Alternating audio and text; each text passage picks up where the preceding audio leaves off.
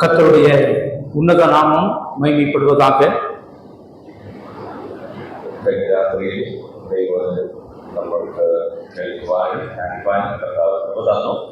கடந்த இரவிலும் தேவ வசனத்தை கேட்கவும் தியானிக்கவும் கற்றுக்கொள்ளவும் கர்த்தர் நமக்கு உதவி செய்தார்.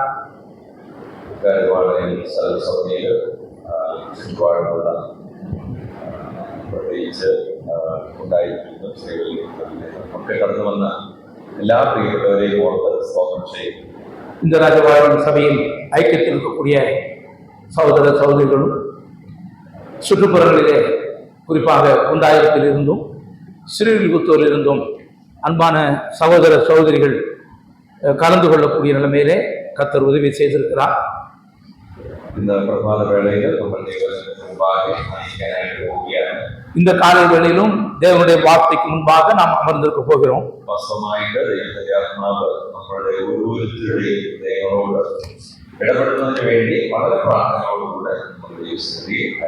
உண்மையாகவே தேவனுடைய பரிசுத்த ஆவியானவர் நம் ஒவ்வொருவரோடும் ஈடுபடும்படி மிகுந்த ஜெபத்தோடும் நாம் அமர்ந்திருப்போம். நேற்றைக்கு மாலையிலே வராதவர்கள் இன்றைக்கு பலர் இப்பொழுது வந்திருக்கிறீர்கள். அவருக்கு வேண்டி நம்ம சிந்திச்ச படிச்ச சில காரியங்கள் மாத்திரமே அவர்களுக்காக நேற்று தினத்திலே சிந்தித்த அந்த விஷயங்களிலே சிலவற்றை அவர்கள் தெரிந்து கொள்வதற்காக நான் சொல்ல ஆசைப்படுகிறேன். பைபிள் கிளாஸிന് എനിക്ക് 45 മിനിറ്റ് മാത്രമേ അനുവദിച്ചിട്ടുള്ളൂ. கேரளாவில் இன்றைக்கு எனக்கு 45 நிமிடம் தான் வேதவாள வகுப்புக்கு அனுமதித்திருக்கிறார்கள். 45 நிமிடம் மொழிபெயர்ப்பு. അതുകൊണ്ട് വളരെ വേഗം എനിക്ക് മുന്നോട്ട് പോകേണ്ടതായിരിക്കുന്നു. அதனால சீக்கிரமாக நாம் முன்னேற வேண்டும். ഇന്ന് വൈകിട്ട് കൂടെ ഈ വിഷയം കണ്ടിന്യൂ ചെയ്യാൻ വിചാരിക്കുന്നു. கர்த்தருக்கு சித்தமானால் இன்றைக்கு மாலை வேளையில் அதாவது இரவிலும் கூட இதே விஷயத்தை தொடர்ந்து படிக்கலாம் என்று எண்ணுகிறேன். ഈ വിഷയം വൈകിട്ടോട് തീർന്നില്ലെങ്കിൽ നാളെയും നമ്മൾ ആ വിഷയം തുടരുന്നതായിരിക്കും. இன்றைக்கு இரவோடு கூட இந்த விஷயம் முடிவு பெறவில்லை என்று சொன்னால் நாளைக்கும் அந்த விஷயத்தை நாம் தொடர்ந்து சிந்திக்கலாம். അല്ലെങ്കിൽ ഞായറാഴ്ച മറ്റൊരു വിഷയമായിരിക്കും നമ്മൾ ചിന്തിക്കുന്നത്. கர்த்தருக்கு சித்தமானால் ஞாயிற்றுக்கிழமை நாளைக்கு வேறொரு விஷயத்தை கொடுத்து நாம் யோசிக்கலாம். എന്നാലും നമ്മൾ പഠിച്ച കാര്യങ്ങളൊക്കെ വീട്ടിൽ പോയി சிந்திச்சாயிருந்தோ.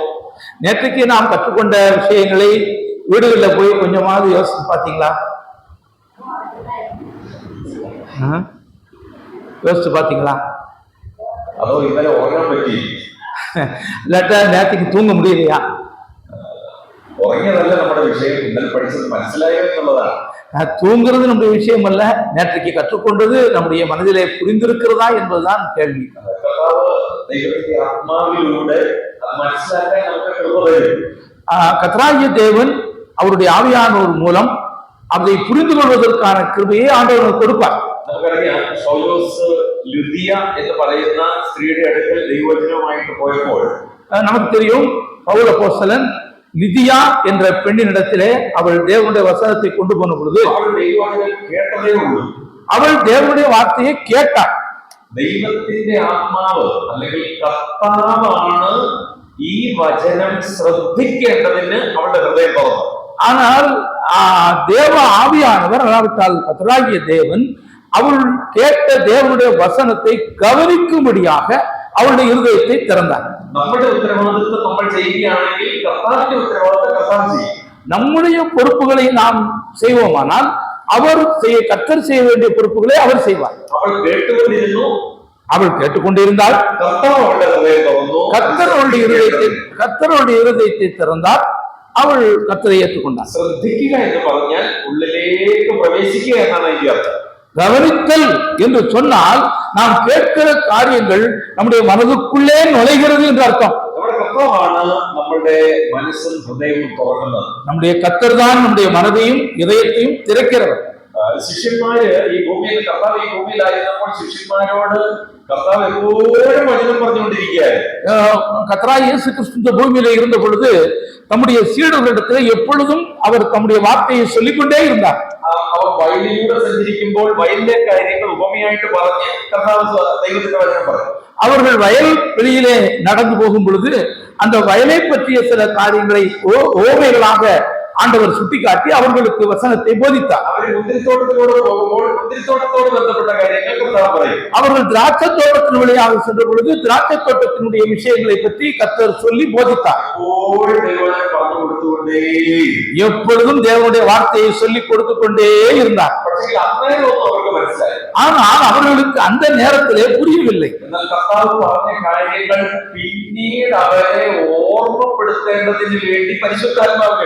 ஆனால் பிற்பாடு அவர்களுக்கு சொல்லிக் கொடுக்கப்பட்ட அந்த தேவனுடைய வார்த்தைகளை நினைவுபடுத்தும்படியாக பரிசுத்த ஆவியானவர் கொடுக்கப்பட்டார். நம்முடைய உள்ளத்திலே பரிசுத்த ஆவியானவர் இருக்கிறார்.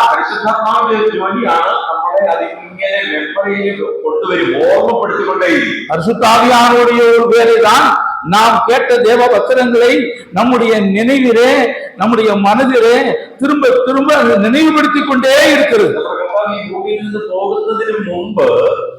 நம்முடைய ஆண்டவராகிய இயேசு கிறிஸ்து இந்த உலகத்தில் இருந்து அவர் பரமேறுவதற்கு முன்பாக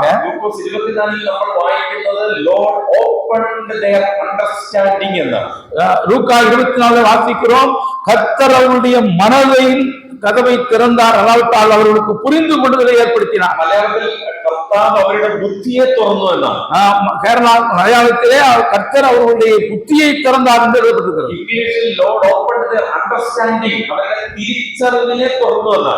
ஆங்கிலத்திலே அவர்களுடைய பகுத்தறிவை தேவன் திறந்தார் என்று எழுதப்பட்டிருக்கிறது. தெய்வஜனம் அறிவி அல்ல, தேவனுடைய வசனத்தை அறிவது மட்டுமல்ல, யார் வேண்டுமானாலும் படித்து அறிவை பெற்றுக் கொள்ளலாம். ஆனால் தேவனுடைய வசனத்தை நாம் பகுத்து அறிய வேண்டும்.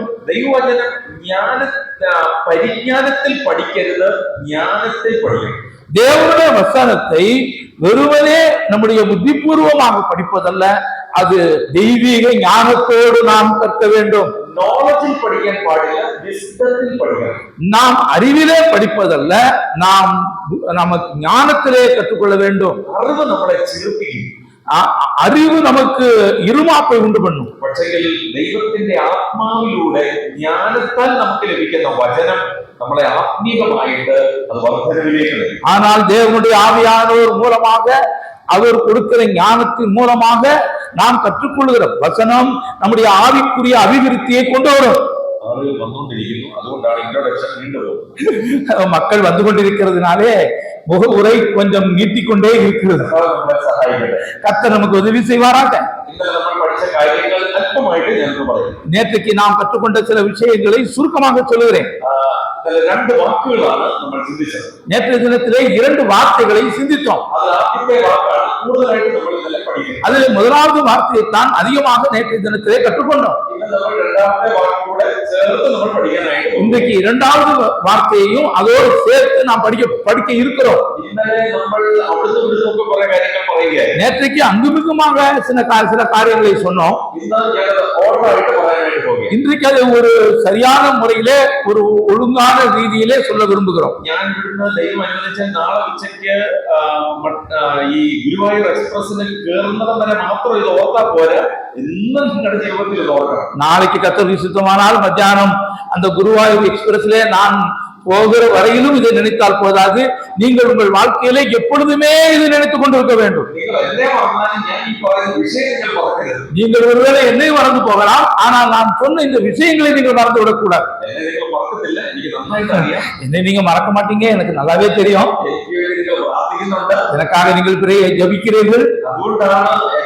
ഈ പ്രയാസ വേളയിലും കഷ്ടതയിലും എനിക്ക് ധൈര്യത്തോടെ യാത്ര ചെയ്യാനും ഇവിടെ വരാനും കർത്താവിന്റെ വചനം പറയാനിടയായിരിക്കുന്നു. அதனால்தான் எனக்கு சில கஷ்டங்களும் சரீரத்திலே பிரயாசங்களும் இருந்தாலும் கூட நான் தைரியமாக உங்கள் மத்தியிலே பயணம் செய்து வந்திருக்கிறேன். ഇന്ന് നമ്മൾ ചിന്തിച്ച വിഷയം ആത്മ தபனமும் ஆத்ம பதனமும். நேற்றைக்கு இரவிலே நாம் சிந்தித்த தலைப்பு ஆத்ம தபனம், ஆத்ம பதனம். அதில் ஒன்றாவது வேர்ட் എന്ന് പറയുന്നത് affliction of our souls. அதுல முதலாவது வார்த்தையினுடைய அர்த்தம் நம்முடைய ஆத்துமாக்களை துன்புறுத்துதல். നമ്മുടെ ആത്മാവിനെ സന്തപിപ്പിക്കുക, സങ്കടപ്പെടുത്തുക, ഉപദ്രവിക്കുക എന്നാണ് അതിന്റെ അർത്ഥം. நம்முடைய ஆத்மாவை சங்கடப்படுத்துவது, உபத்திரவப்படுத்துவது என்பது அதனுடைய பொருள். രണ്ടാമത്തെ വാക്കെന്ന് പറയുന്നത് ആത്മപതനമാണ്. இரண்டாவது வார்த்தை ஆத்ம பதனம். ഇത് രണ്ടും ഓപ്പോസിറ്റ് വാക്കുകളുമല്ല. இது இரண்டும் எதிர்ச்சொல் அல்ல. നമുക്കറിയാം ആണ് പെണ്ണ് ഓപ്പോസിറ്റ് ആണ്. நமக்கு தெரியும் ஒரு ஆண் என்று சொன்னால் அதற்கு எதிர்ச்சொல் பெண் என்பதாகும். പക്ഷെ അതേപോലത്തെ രണ്ട് വാക്കുകൾ അല്ല ഇത്. அதுபோல இரண்டு வார்த்தைகள் அல்ல, രണ്ടും രണ്ടർത്ഥമാണ്. இரண்டும் இரண்டு பொருளாய் உடையதாய் இருக்கிறது. ഒന്ന് ആത്മതപനം, ദാറ്റ് ഈസ് കൺസ്ട്രക്ഷൻ, പണിയുക. ஒன்றாவது ஆத்ம தகனம் என்று சொன்னால் அது கட்டுதல் என்று அர்த்தம். ഒരു പക്ഷേ നമ്മൾ ചിന്തിക്കും ആത്മാവിനെ അല്ലെങ്കിൽ നമ്മുടെ പ്രാണനെ വ്രണപ്പെടുത്തുക, ഉപദ്രവിക്കുക എന്ന് പറഞ്ഞാൽ നശിപ്പിക്കുക എന്നാണെന്നാണ് നമ്മുടെ മനസ്സിൽ വരുന്നത്. അല്ല, നമ്മൾ கன்ஸ்ட்ரக்ட் ചെയ്യുകയാണ്, பணியுകയാണ്. நாம நினைக்கிறோம் ஒருவேளை நம்முடைய ஆத்மாவை துன்பப்படுத்துதல், உபத்திரவப்படுத்துதல் என்று சொன்னால் அதை நாம் அழிக்கிறோம் என்ற அர்த்தம் அல்ல, நாம் அதற்கு மாறாக அதை கட்டுகிறோம் என்று அர்த்தம். നമ്മൾ പലപ്പോഴും നമ്മളെ തന്നെ ചെയ്യുന്ന ഒരു ശുശ്രൂഷ ആയതുകൊണ്ട് നമ്മൾ അതിൽ ഇല്ലാതാവുന്നില്ല, നമ്മൾ ഉളവായി വരികയാണ്. நாம நம்மைக்கு நாமே செய்து கொண்டிருக்கக்கூடிய ஒரு விஷயமாய் இருக்கிறதுனாலே நாம் இல்லாமல் போகிறதில்லை, நாம் உருவாகி கொண்டிருக்கிறோம். இரண்டாவது தலைப்பு ஒரு வார்த்தை ஆத்ம பதனம். നമ്മളെ തന്നെ നമ്മളുടെ പ്രാണനെ നശിപ്പിക്കുന്ന അവസ്ഥയാണ്. அது நாம் நமக்கு நாமே நம்முடைய ஆத்மாவை அல்லாவிட்டால் ஆவியை அழிக்கிற ஒரு காரியமாகும். ஒன்னாவது கட்டுமானமாக இருக்குமானால் இரண்டாவது அழிக்கிற ஒரு காரியமாகும். இங்கே நமக்கு பார்க்கக்கூடிய ஒரு விஷயம், வயதானவங்க தான் நிறைய வந்திருக்கிறாங்க, வாலிபர்கள் மிக மிக குறைவுதான். എനിക്ക് 51 വയസ്സായി. சகோதரனுக்கு 51 வயசாகுது. ഒരുപക്ഷെ കണ്ടു കഴിഞ്ഞാൽ അതിൽ കൂടുതൽ പ്രായം തോന്നിക്കുമായിരിക്കും. ஒருவேளை என்னை பார்த்தா வயசு சொன்னது மாதிரி தெரியும். പക്ഷേ എനിക്ക് 51 വയസ്സുണ്ടെങ്കിലും എന്റെ മനസ്സ് എപ്പോഴും ചെറുപ്പമാണ്. எனக்கு 51 வயதா இருந்தாலும் என்னுடைய உள்ளம் எப்பொழுதுமே இளமையா இருக்கிறது. നമ്മൾ വയസ്സായാലും നമ്മൾ ഒരിക്കലും வயசாயி എന്ന് ചിന്തിക്കാതിരുന്നാൽ മതി. ஏதோ நமக்கு வயசானா கூட ஒருபோது நம்ம வயசாயிருச்சு அப்படின்னு நம்ம நினைக்காம இருக்கிறது தான் நல்லது. ഞാൻ 50 വയസ്സാകുമ്പോൾ ഞാൻ 70 വയസ്സായി എന്നുള്ള ചിന്ത നമുക്ക് വന്നാൽ നമുക്ക് മുന്നോട്ട് പോകാനായിട്ട് പറ്റത്തില്ല. எனக்கு 50 வயசு ஆகும் பொழுது ஐயோ நமக்கு 70 வயசு ஆயிருச்சேங்கிற ஒரு யோசனை வருமானால் நாம் முன்னேற முடியாது. ഒരു പക്ഷേ ശാരീരികമായിട്ട് മറ്റുള്ളവരെ കാണിക്കുന്നതിന് വേണ്ടി നമ്മൾ പ്രായം കുറയ്ക്കുന്നതിന് വേണ്ടി പല കാര്യങ്ങൾ ചെയ്യാറുണ്ട്. மற்றவர்கள் காணக்கூடிய நிலைமையிலே நம்முடைய வயதை குறைத்து மதிப்பிடக்கூடிய நிலைமையிலே இந்த சரீரத்திலே பல காரியங்களை நாம் செய்யலாம்.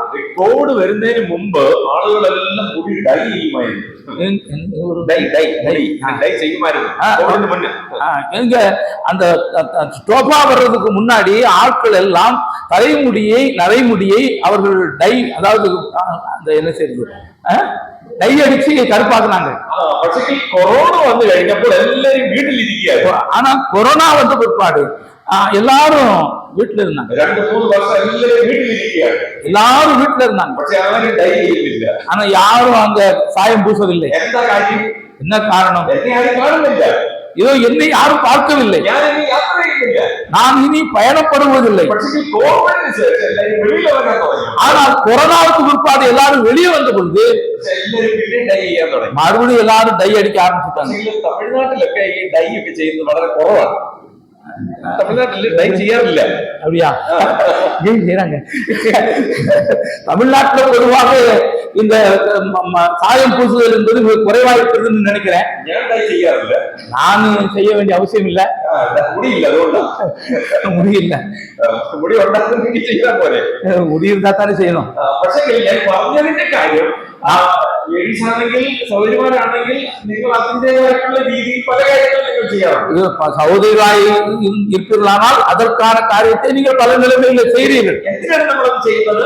ஏன் அதை செய்கிறோம்? നമ്മൾ പ്രായമായി എന്ന് മറ്റുള്ളവരെ കാണിക്കാതിരിക്കുന്നതിന് വേണ്ടിയാണ്. இதோ நமக்கு வயசாயிருச்சுன்னு மத்தவங்க நினைக்காம இருக்கிறதுக்காக நாம் அப்படி செய்யறோம். നമ്മുടെ ശരീരം വയസ്സായാലും നമ്മുടെ മനസ്സ് ഒരിക്കലും വയസ്സാകാൻ പാടില്ല. நம்முடைய சரீரம் வயதானாலும் கூட ஒருபோது நம்முடைய மனம் வயதாக கூடாது. പക്ഷേ ഈ മനസ്സ് എപ്പോഴും ആക്റ്റീവ് ആയിരിക്കണം, ഉറപ്പുള്ളതായിരിക്കണം. மனம் எப்பொழுதும் சுறுசுறுப்பாகவும் உற்சாகமாகவும் இருக்க வேண்டும். അങ്ങനെയാണെങ്കിൽ മാത്രമേ നമുക്ക് ആത്മീയമായിട്ട് മുന്നോട്ട് പോകാനായിട്ട് പറ്റത്തുള്ളൂ. அப்பொழுது மாத்திரமே ஆவிக்குரிய நிலைமையிலே நாம் வளர முடியும். പലരും പറയാറുണ്ട്, ഞാൻ വയസ്സായി അതുകൊണ്ട് എനിക്ക് ബൈബിൾ വായിക്കാൻ വയ്യ.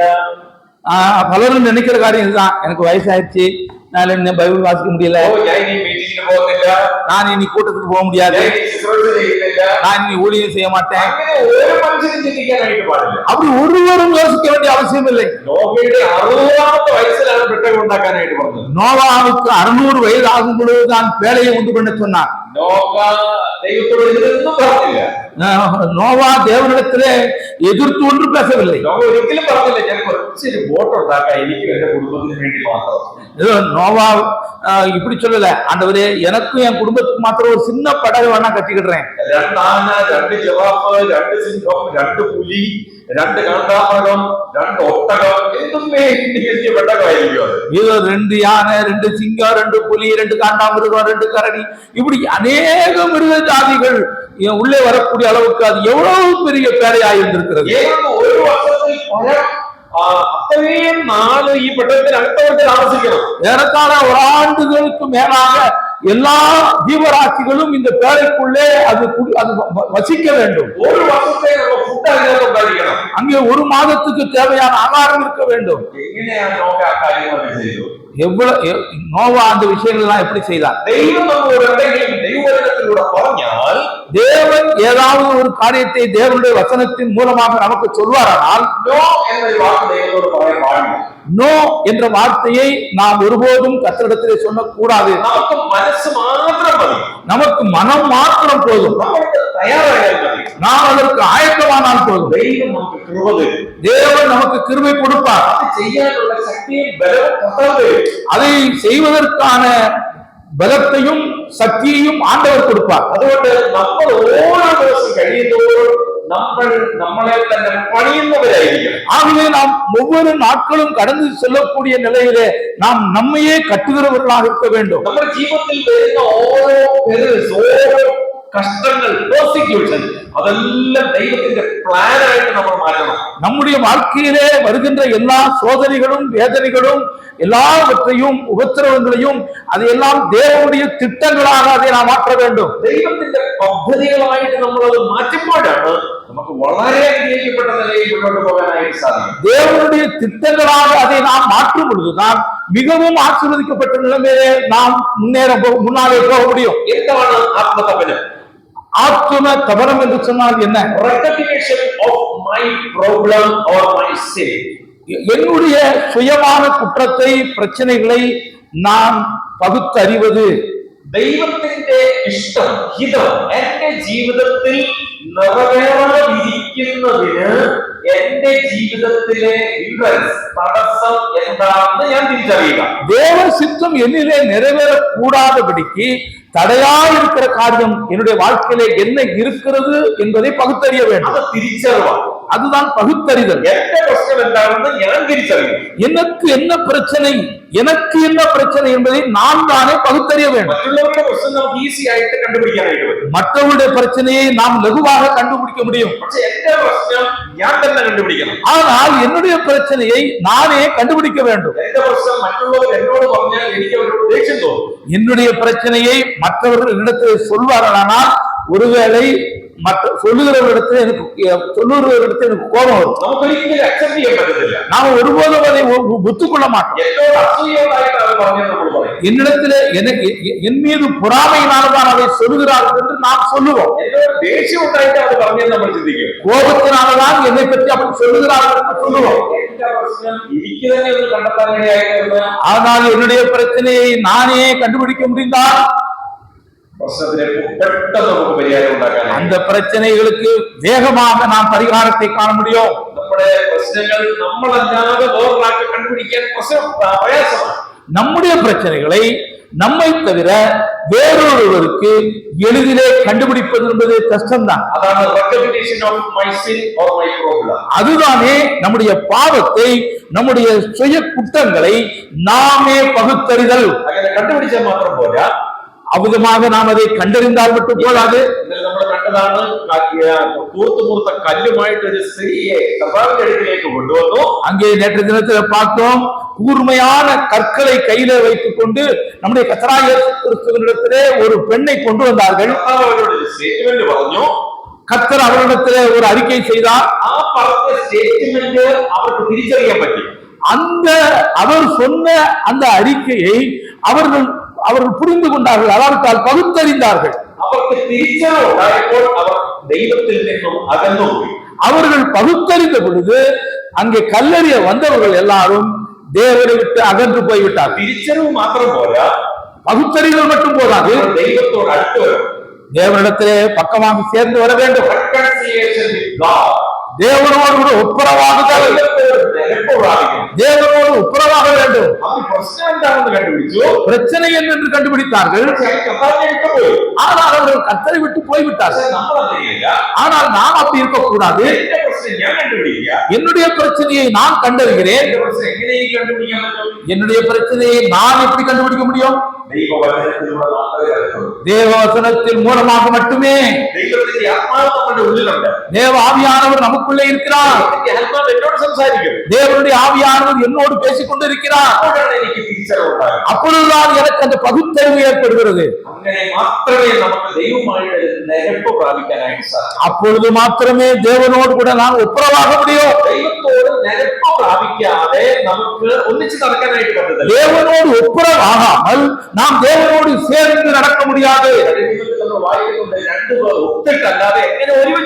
பழைய ஏற்பாட்டை வாசிக்கிறோம், 2 பேர் ஒருமனப்பட்டாலுடைய ஒன்று சேர்ந்து நடப்பது எப்படி கூடும்?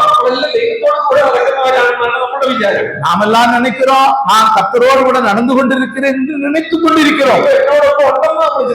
தேவனோடு கூட இருக்கிறார் என்று யோசிக்கிறோம். ஆனால் இந்த 2 விஷயங்கள் நம்முடைய வாழ்க்கையிலே ஏற்பட்டிருக்க வேண்டும். தேவன் என்னோடு கூட நடக்கிறாரா? நான் தேவனோடு சேர்ந்து இருக்கிறேனா?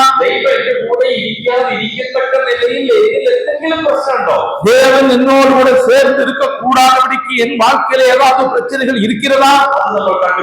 அதை நாம் கண்டறிய வேண்டும்.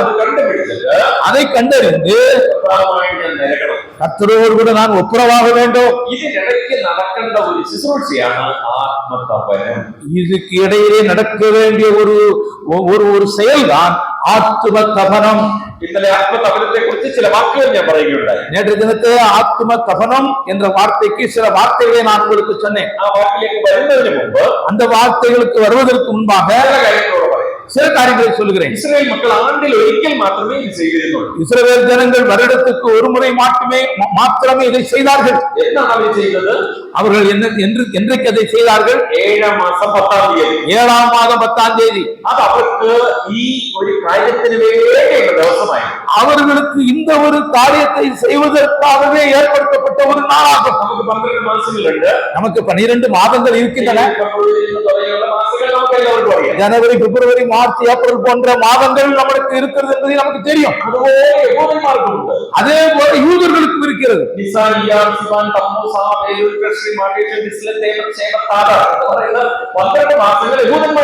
நிசான் தொடங்கி அப்படியாக 12 மாதங்கள் இஸ்ரவேலர்களுக்கு இருக்கிறது. அந்த ஒவ்வொரு மாதமும் அவர்களுக்கு பண்டிகைகள் இருந்தன. அவர்களுக்கு பண்டிகைகள் இருந்தன, அவர்களுக்கு திருவிழாக்கள் இருந்தன, அவர்களுக்கு பலிகள் இருந்தன, எல்லாம் இருந்தன. கேவலம் ஞாயிற்று மாத்திரம் அல்ல, சாதாரணமாக ஞாயிற்றுக்கிழமை மட்டுமல்ல, அவர்கள் எத்தனையோ நாட்கள் தேவ சன்னிதானத்தில் வர வேண்டும்.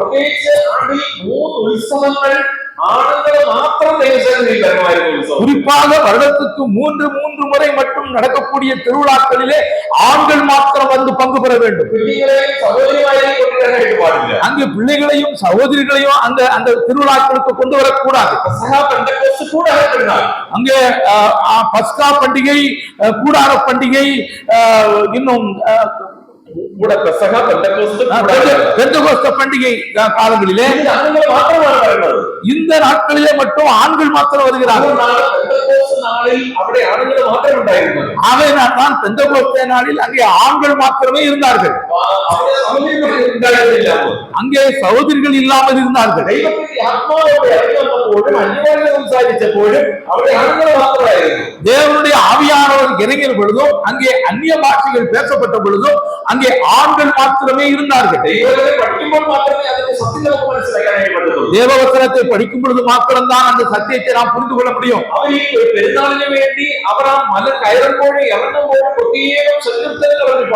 அவர்கள் இந்த திருவிழாக்களை கொண்டாடும்படியாக அந்த மலை மேலே ஏறும் பொழுதும் இறங்கும் பொழுதும் குறிப்பாக சங்கீதங்களை பாடினார்கள். அதெல்லாம் அவர்களுக்கு கொடுக்கப்பட்ட சட்டங்களாக இருந்தன.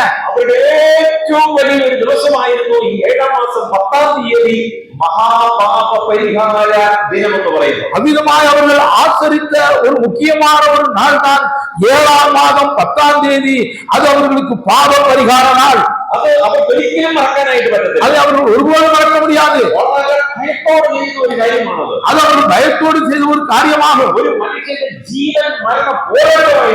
ஒரு மனிதனுடைய உயிர் மரணம் என்பதை குறித்த ஒரு போராட்டமாக இருந்தது.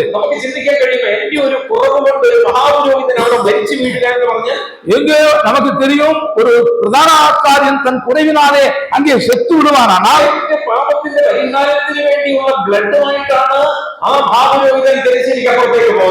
தன்னுடைய பாவ பரிகாரத்திற்காக சிந்தப்பட்ட ரத்தத்தை அவன் கையிலே ஏந்தி கொண்டுதான் அந்த பிரதான ஆசாரியன் மகா பரிசுத்த ஸ்தலமாகிய திரைச்சீலைக்குள்ளே போக வேண்டும். ஜனங்கள் செய்கின்ற ഏറ്റവും വലിയ കാര്യം എന്ന് പറയുന്നത് அவர் ஆத்மதகனம் செய்து கொண்டிருக்கிறார். அந்த ஊழியத்தை செய்யும்படியாக பிரதான ஆசாரியன் மகா பரிசுத்த ஸ்தலத்துக்குள்ளே நுழையும் போது வெளியிலே இருக்கக்கூடிய ஜனங்கள் என்ன செய்ய வேண்டும்? ஆத்ம தபனம் செய்ய வேண்டும். அல்லாவிட்டால் தங்கள் ஆத்மாக்களை தாழ்த்த வேண்டும். அது அவருக்கு கேவலம் ஒரு சபத்தல்லாயிருந்தோ, அது அவர்களுக்கு ஒரு சாதாரண ஓய்வு நாளாக இல்ல, ஒரு சொஸ்தமே இல்லாயிருந்தோ, சாதாரணமாக ஓய்வு அல்ல, அது ஒரு விசுத்த சொஸ்ததையாயிருந்தது. அது ஒரு பரிசுத்த ஓய்வு நாள். அது ஒரு விசுத்த திவசமாயிருந்தது. அது ஒரு பரிசுத்த நாளாயிருந்தது. ஜீவனத்திலே குறைவுகள் எல்லாம் தேவசனத்தில் பகிர்ந்த ஒரு திவசமாயிருந்தது. காரணம் அவர் தம்முடைய வாழ்க்கையிலே ஏற்பட்ட எல்லா குறைவுகளையும் கர்த்தரிடத்திலே பகிர்கிற, அல்லாவிட்டால் அறிக்கையிடுகிற ஒரு நாளாயிருந்தது. அவர்கள் தங்களுடைய ஜீவனை அங்கே துன்பப்படுத்துகிற ஒரு நாளாயிருந்தது. அவருடைய வாழ்க்கையில ஒருபோது அதை மறக்க முடியாது. பவுலப்போஸ்தலன் புதிய ஏற்பாட்டை இதை செய்தார் என்று நாம் வாசிக்க முடியும். தேவனுக்கு சித்தமானால் கடைசி குறிப்பிலே வரும்பொழுது அதை யோசிக்கலாம். 3 வசனங்களை நேற்று தினத்தில் வாசித்தோம். லேவியராகமம் 16ஆம் அதிகாரம் 29வது வசனம், 31வது வசனம், லேவியராகமம் 23ஆம் அதிகாரம் 7வது வசனம். இந்த வாக்கியங்களை வாசித்து இதன் மூலமாகத்தான் சில காரியங்களை கற்றுக்கொண்டு நாம் கடந்து சென்றோம். അഫ്ലിക്റ്റ് ചെയ്യുക അല്ലെങ്കിൽ പതിപ്പിക്കുക എന്നുള്ളതിന് ഹീബ്രുവിൽ പറയുന്ന വാക്ക് ആന എന്നാണ്. இந்த துன்புறுத்துதல், அல்லாவிட்டால் உபத்திரவப்படுத்துதல் என்ற வார்த்தைக்கு, ஆத்ம தபனம் என்ற வார்த்தைக்கு கிரேக்கிலே என்ன சொல்லப்பட்டிருக்கிறது? ஆன என்று அர்த்தமா என்ற வார்த்தை இருக்கிறது. ஆனாஸ் என்பதான். എബ്രായ വാക്കുകളൊക്കെ ഉച്ചരിക്കുമ്പോൾ அது വളരെ சக்தியோடு மாத்திரமே நமக்கு உச்சரிக்கானாയിട്ട് பட்டது. எபிரேய வார்த்தைகளை உச்சரிக்கும் பொழுது அதை மிகுந்த பலத்தோடு நாம் சொல்ல வேண்டும். எலோஹிம், எலோஹிம், அடோனாய், அடோனாய் എന്നൊക്കെയുള്ള വാക്കുകൾ വളരെ പവർഫുൾ ആയിട്ട് നമുക്ക് ഉപയോഗിക്കാനായിട്ട് പറ്റും. அப்படி வார்த்தைகளை மிகுந்த வல்லமையோடு பலத்தோடு சொல்ல உச்சரிக்க வேண்டும். தமிழ் எனக்கு വളരെ ഇഷ്ടമാണ്. தமிழ் വളരെ ரொம்பவும் எனக்கு விருப்பமானதுதான். ദൈവത്തെ ആരാധിക്കാൻ ഇതേപോലെ നല്ലൊരു ഭാഷ വേറെ ഇല്ല. தேவனை ஆராதிப்பதற்காக இப்படிப்பட்ட ஒரு நல்ல மொழி வேற இல்லை. அப்பா, அப்பா, கடவுளே, கடவுளே, என்ன சாஃப்ட் லாங்குவேஜ் ஆனது அறியாம. அது எவ்வளவு மிருதுவான சொல். அதே போல ஹீப்ரு என்று പറയുന്നത് ഭയങ്കര ஸ்ட்ராங் லாங்குவேஜ் ആണ്. அதே போல எபிரேய மொழி என்பது அது மிகவும் அழுத்தமான ஒரு மொழி. അപ്പോൾ സംസാരിക്കുമ്പോൾ പോലും അത്രമാത്രം പപ്പടത്ത് മാത്രമേ അത് പറയാനായിട്ട് പറ്റൂ. அதை பேசும் பொழுது அவர்கள் அவ்வளவு பலத்தோடு தான் அதை பேச வேண்டும். നമ്മളിപ്പോൾ ഈ ഒരു കാര്യത്തിന് ആന വളരെ സോഫ്റ്റ് ആയിട്ടാണ് പറയുന്നത്. நாம இத ரொம்ப சோர்வா ஆனாஸ் அப்படின்னு சொல்றோம். പക്ഷേ ഒരു ഹീബ്രു ഒരു യഹൂദൻ പറയുന്നത് ആന എന്നാ പറയുന്നത്. அங்கே ஆனால் ஒரு யூதன் சொல்லும் பொழுது உச்சரிக்கும் பொழுது ஆனா என்று சொல்லுவான். അതാണ് ഹീബ്രു വാക്കിന്റെ ഒക്കെ പ്രത്യേകത. அதுதானே எபிரேய மொழியினுடைய ஒரு சிறப்பு. ഈ അല്ലെങ്കിൽ 7-ാം മാസം 10-ാം തീയതി എന്ന് പറയുന്നത് അവരുടെ പെരുന്നാളിന് പറയുന്ന പേരാണ് യോം കിപ്പൂർ. அந்த 7ஆம் மாதம் 10ஆம் தேதி அவர்கள் கொண்டாடுகிற அந்த கொண்டாட்டத்தின் அளவிட்ட அந்த திருவிழாவிற்கு எபிரேய மொழியிலே ഒരു യോം YOM യോம் കിപ്പൂർ KIPPUR ஹிப்பூர் யோம் ஹிப்பூர் മറക്കരുത്. യോം കിപ്പൂർ എന്ന് പറയുന്ന ഒരു ഉത്സവം ഒരു പെരുന്നാള് അവർ കൊണ്ടാടി. யோம் கிப்பூர் என்று சொல்லக்கூடிய ஒரு திருவிழா அவர்கள் ஆசரித்தார்கள். யோம் கிப்பூர் എന്ന് പറയുമ്പോൾ തന്നെ അവർക്കറിയാം ഇത് ആത്മതപനത്തിന്റെ ദിവസമാണ്. யோம் கிப்பூர் என்று சொன்ன உடனேயே அவர்களுக்கு நன்றாக புரியும், இன்றைக்கு ஆத்துமாக்களை தாழ்த்த வேண்டிய நாள். അത് മഹാപാപപരിഹാര ദിവസമാണ്. அது மகா பாவ பரிகார நாள். അത് 3 ആ ദിവസത്തിന് 4 പ്രത്യേകതകളുണ്ട്. அந்த நாளுக்கு 4 சிறப்பு அம்சங்கள் உண்டு. ഒന്നാമത്തെ പ്രത്യേകത, ஒன்னாவது சிறப்பு day of cleansing and separating. அதாவது சுத்திகரித்து பிரிந்து வர வேண்டிய ஒரு நாள்.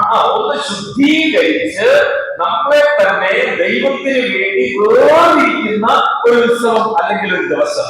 சுத்திகரித்துக் கொண்டு நம்மை நாமே சுத்திகரித்துக் கொண்டு நம்மை நாமே தேவனுக்கென்று பிரிந்து வர வேண்டிய ஒரு நாள். അപ്പോൾ ആത്മതപനം എന്ന് പറഞ്ഞാൽ നമ്മളെ തന്നെ ശുദ്ധീകരിച്ച് ദൈവത്തിന് വേണ്ടി നമ്മൾ വേർതിരിക്കപ്പെടുക എന്നാണ് അതിന്റെ അർത്ഥം. ஆனா ஆத்ம தவனம் என்று சொன்னால், ஆத்மாக்களை தாழ்த்துதல் என்று சொன்னால், நம்மை நாமே சுத்திகரித்து தேவனுக்காக நாம் பிரிந்து வருவதாகும். ഒരു പക്ഷേ ഈ ക്ലാസ് ഒക്കെ കഴിഞ്ഞ് ആരെങ്കിലും ചോദിക്കും, ഡാനിയൽ വർഗീസ് വന്ന് എന്താ ക്ലാസ് എടുത്തേ? இந்த கிளாஸ் எல்லாம் முடிஞ்ச உடனே யாராவது கேள்வி கேட்பாங்க, டேனியல் வர்கீஸ் வந்து என்ன பாடம் சொல்லி கொடுத்தாரு? സൂപ്പർ ക്ലാസ് ആയിരുന്നു. நல்ல சூப்பரா இருந்தது. ഭയങ്കര ക്ലാസ് ആയിരുന്നു. அது நல்ல பயங்கரமான வகுப்பு தான். എന്തായിരുന്നു വിഷയം? ஆனா விஷயம் என்ன? அது தெரியும். അങ്ങനെയാണ് പറയുന്നത്. அப்படி யாரும் சொல்லக்கூடாது. അപ്പോൾ ഈ വിഷയം അത് വ്യക്തമായിട്ട് നമ്മൾ അറിഞ്ഞിരിക്കണം. ஆக இந்த விஷயத்தை நாம் தெளிவாக புரிந்திருக்க வேண்டும். ഇത് മറ്റുള്ളവരെ പഠിപ്പിക്കുന്നതിന് വേണ്ടിയാണ്. இது மற்றவர்களுக்கு சொல்லிக் கொடுப்பதற்காக, എനിക്ക് വേണ്ടിയാണ്. இது எனக்காகத்தான், എന്റെ ജീവിതത്തിന് വേണ്ടിയാണ്. என்னுடைய வாழ்க்கைக்காக, ദൈവവുമായിട്ടുള്ള ഒരു ബന്ധമാണ്. எனக்கும் தேவனுக்கும் உள்ள ஒரு உறவு. ഇത് നമ്മൾ അറിഞ്ഞിരിക്കേണ്ട ഒരു കാര്യമാണ്. இது நான் அறிந்திருக்க வேண்டிய ஒரு காரியம். പ്രത്യേകിച്ച് ബ്രദറുകാരായിരിക്കുന്ന നമ്മൾ, குறிப்பாக சகோதர சபையைச் சேர்ந்த நாம். മലയാളത്തിൽ ബ്രദറുകാർക്ക് പറയുന്നത് വേർപാടുകാർ എന്നാണ്. மலையாளத்திலே சகோதர சபையைச் சேர்ந்த நமக்கு வேறுபாடுகார் என்று சொல்லிதான் சொல்லுவார். അങ്ങനെ കേട്ടിട്ടുണ്ടോ? വേർപാട് സഭ എന്നാണ് ബ്രദറുകാർക്ക് അറിയപ്പെടുന്നത്. வேறுபாடு சபை என்றுதான் பிரதரன் சபையைச் சேர்ந்தவர்களை மற்றவர்கள் சொல்வார்கள். ഇന്ന് 4ാമത്തെ നമ്മൾ തലമുറയാണ് ബ്രദറുകാർ. இங்க கேரளாவை பொறுத்தவரை இன்னைக்கு அந்த பிரதரன் சபையைச் சேர்ந்த 4வது தலைமுறையினர் இருக்கிறோம். ഒരുപക്ഷെ തമിഴ്നാട്ടിൽ 4ാമത്തെ തലമുറയിലുള്ള ആളുകൾ ഉണ്ടായിരിക്കാം. ஒருவேளை தமிழகத்திலும் 4வது தலைமுறை இருக்கக்கூடும். ആദ്യ തലമുറയിലുള്ള പിതാക്കന്മാർ അറിയപ്പെട്ടത് ബ്രദറുകാരെന്നല്ല, വേർപാടുകാരെന്നാണ്. முதல் தலைமுறையைச் சேர்ந்த அந்த முற்பிதாக்கள் அவர்கள் பிரதரன் சபையைச் சேர்ந்தவர்கள் என்று அறியப்படவில்லை, மாறாக வேறு பிரிந்து வந்தவர்கள், வேறுபாடுகார், வேறு பிரிந்து வந்தவர்கள் என்று அறியப்பட்டார்கள். എന്തുകൊണ്ടാണ് അവരെ അറിയപ്പെട്ടത്? ஏன் அமிதமாய் அவர்களை அப்படி சொன்னார்கள்? അവർ തങ്ങളെ തന്നെ ശുദ്ധീകരിച്ച് ദൈവത്തിന് വേണ്ടി വേർതിരിഞ്ഞു വന്നവരാണ്. அவர்கள் தங்களை தாங்களே சுத்திகரித்துக் கொண்டு தேவனுக்காக பிரிந்து வந்தார்கள். അവർക്കുണ്ടായിരുന്നതെല്ലാം ഉപേക്ഷിച്ചിട്ട് വന്നതാണ്. அவர்களுக்கு உண்டான எல்லாவற்றையும் அவர்கள் தள்ளிவிட்டு வந்தார்கள். ദൈവത്തെ എങ്ങനെ ആരാധിച്ചോ അവർ അതെല്ലാം വിട്ട് വിഗ്രഹാരാധന ഒക്കെ വിട്ട് വേറിട്ട് വന്നവരാണ്. அவர்கள் தேவனை எப்படி ஆராதித்தார்களோ அந்த விக்கிரக ஆராதனை எல்லாவற்றையும் விட்டு அதை தள்ளிவிட்டு பிரிந்து வந்தார்கள். പക്ഷേ ഇന്ന് ബ്രദറുകാരെ കണ്ടാൽ മറ്റുള്ളവരിൽ നിന്ന് തിരിച്ചറിയാനായിട്ട് പറ്റത്തില്ല. ஆனால் இன்றைய காலகட்டத்திலே இந்த பிரதரன் சபையை சேர்ந்தவர்களை பார்த்தால் மற்ற சபையார் பிரித்து பார்க்க முடியவில்லை. നമ്മളെ കണ്ടാൽ ദൈവമക്കളാണെന്ന് തിരിച്ചറിയാൻ പറ്റുമോ? நம்மை பார்க்கும்போதே இவர்கள் தேவ பிள்ளைகளா என்று பிரித்து அறிய முடிகிறதா? നിങ്ങളെ കണ്ടു കഴിഞ്ഞാൽ നിങ്ങൾ ഒരു ദൈവത്തിന്റെ പൈതലാണെന്ന് മറ്റുള്ളവർക്ക് പറയാൻ പറ്റുമോ? உங்களை பார்க்கிறவர்கள் உங்களை பார்த்தவுடனே இவர்கள் தேவனுடைய பிள்ளை என்று சொல்லக்கூடுமா? അതിന് എക്സ്ട്രാ ഫിറ്റിംഗ് ഒന്നും നമ്മൾ വേണ്ട. அதற்கு எக்ஸ்ட்ரா ஃபிட்டிங் ஒன்றும் செய்ய வேண்டாம். നമ്മൾ ദൈവമക്കളാണെന്ന് മറ്റുള്ളവരെ കാണിക്കുന്നതിന് വേണ്ടി எக்ஸ்ட்ரா ஃபிட்டிங்கிന്റെ ஆവശ്യമൊന്നുമില്ല. நாம் தேவனுடைய பிள்ளைகள் என்று மற்றவர்கள் காணக்கூடிய நிலைமையிலே அதிகப்படியான கூடுதலான எதையும் நாம் செய்ய வேண்டியதில்லை. എന്താണ് നമ്മൾ വേണ്ടത്? ஆனால் நாம் என்ன செய்ய வேண்டும்? പലപ്പോഴും ഞാനിങ്ങനെ യാത്രയൊക്കെ ചെയ്യുമ്പോൾ நான் இப்படி பல நேரங்களிலே பயணம் செய்யும் பொழுது പലരും എന്റെ അടുക്കൽ വരാറുണ്ട്. பலரும் என்னோட பக்கத்துல வருவாங்க. എനിക്ക് വേണ്ടി പ്രാർത്ഥിക്കാമോ? சகோதரனே எனக்காக ஜெபிக்கலாமா?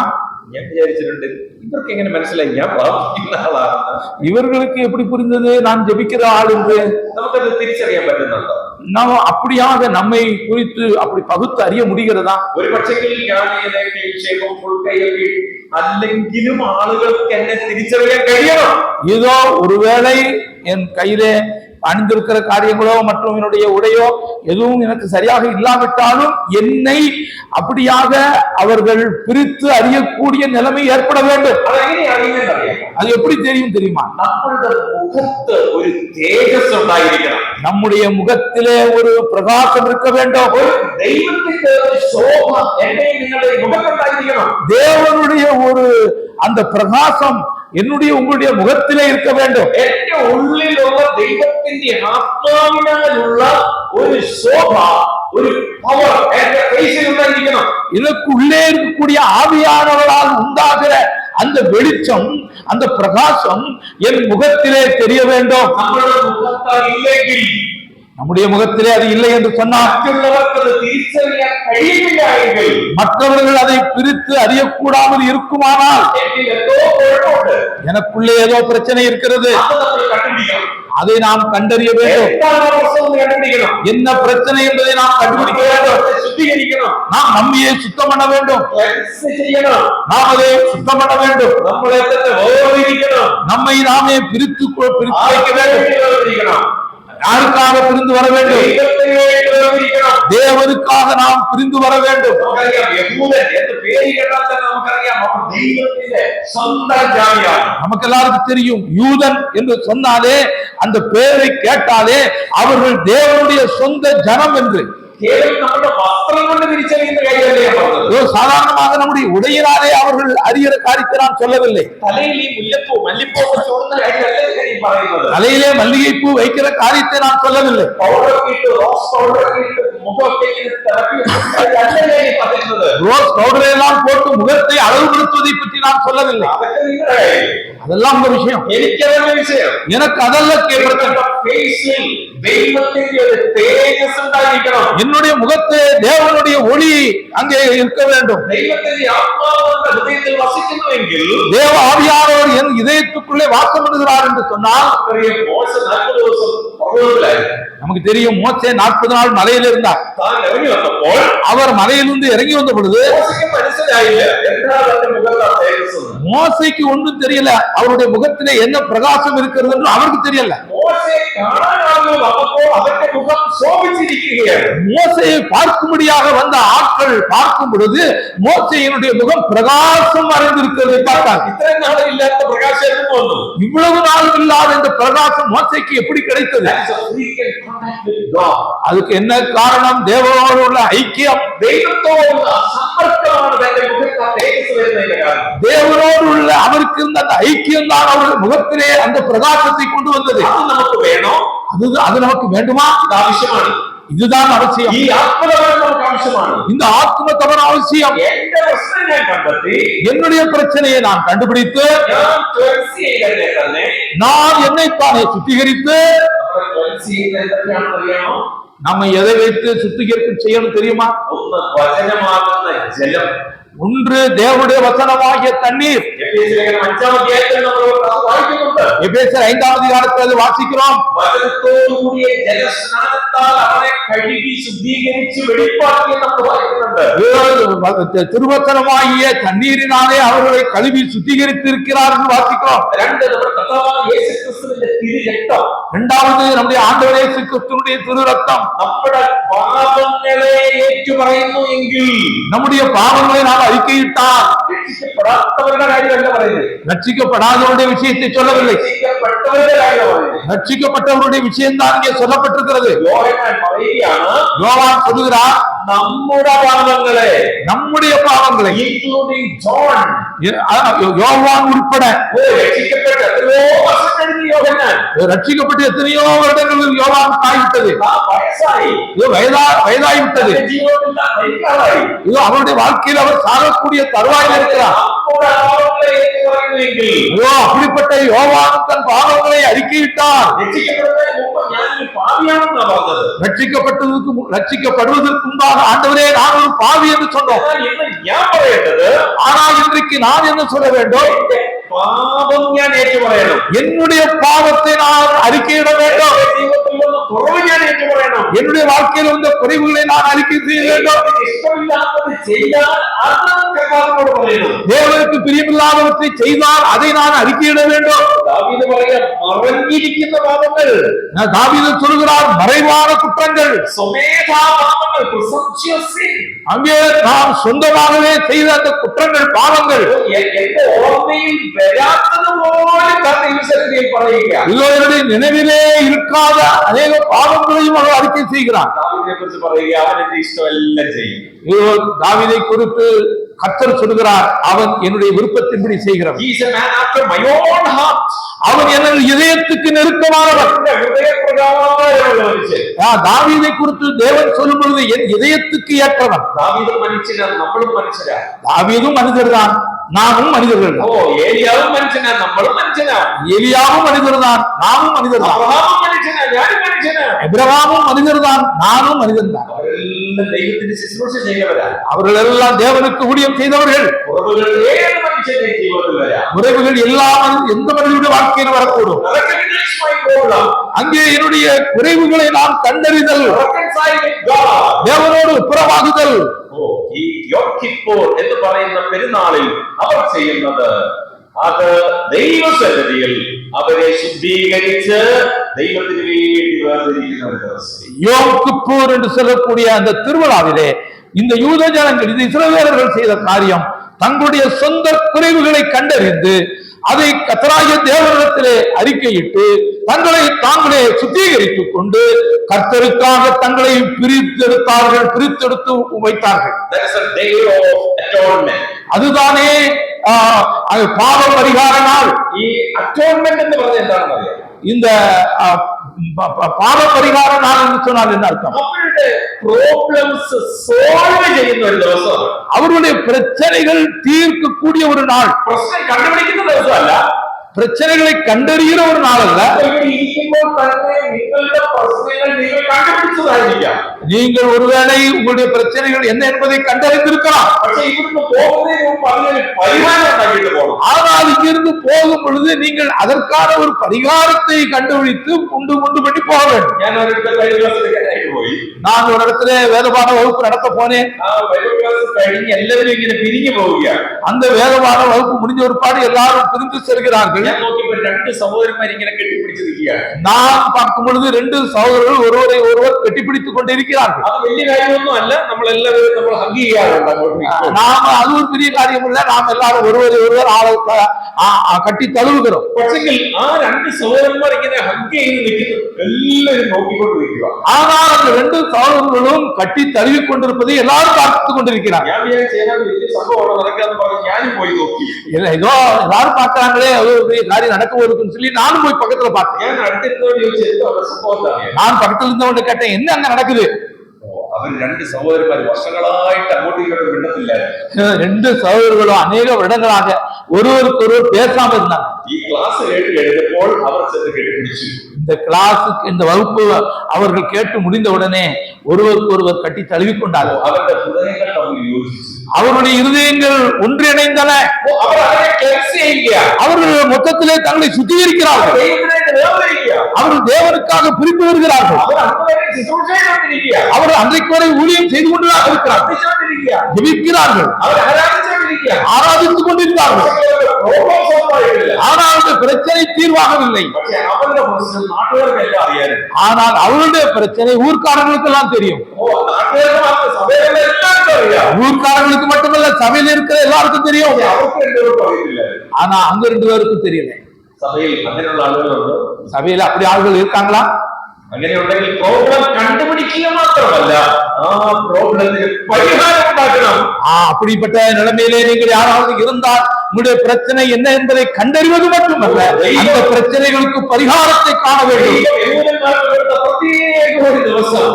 தேவன் யூதர்களுக்காக இஸ்ரவேலர்களுக்காக ஏற்படுத்தின ஒரு பிரத்யேகமான நாள். இன்றைக்கு நமக்கு அப்படிப்பட்ட ஒரு பிரத்யேகமான நாள் இல்லை. அந்த யோம் கிப்பூர் என்ற அப்படிப்பட்ட ஒரு பண்டிகை நமக்கு இல்லை.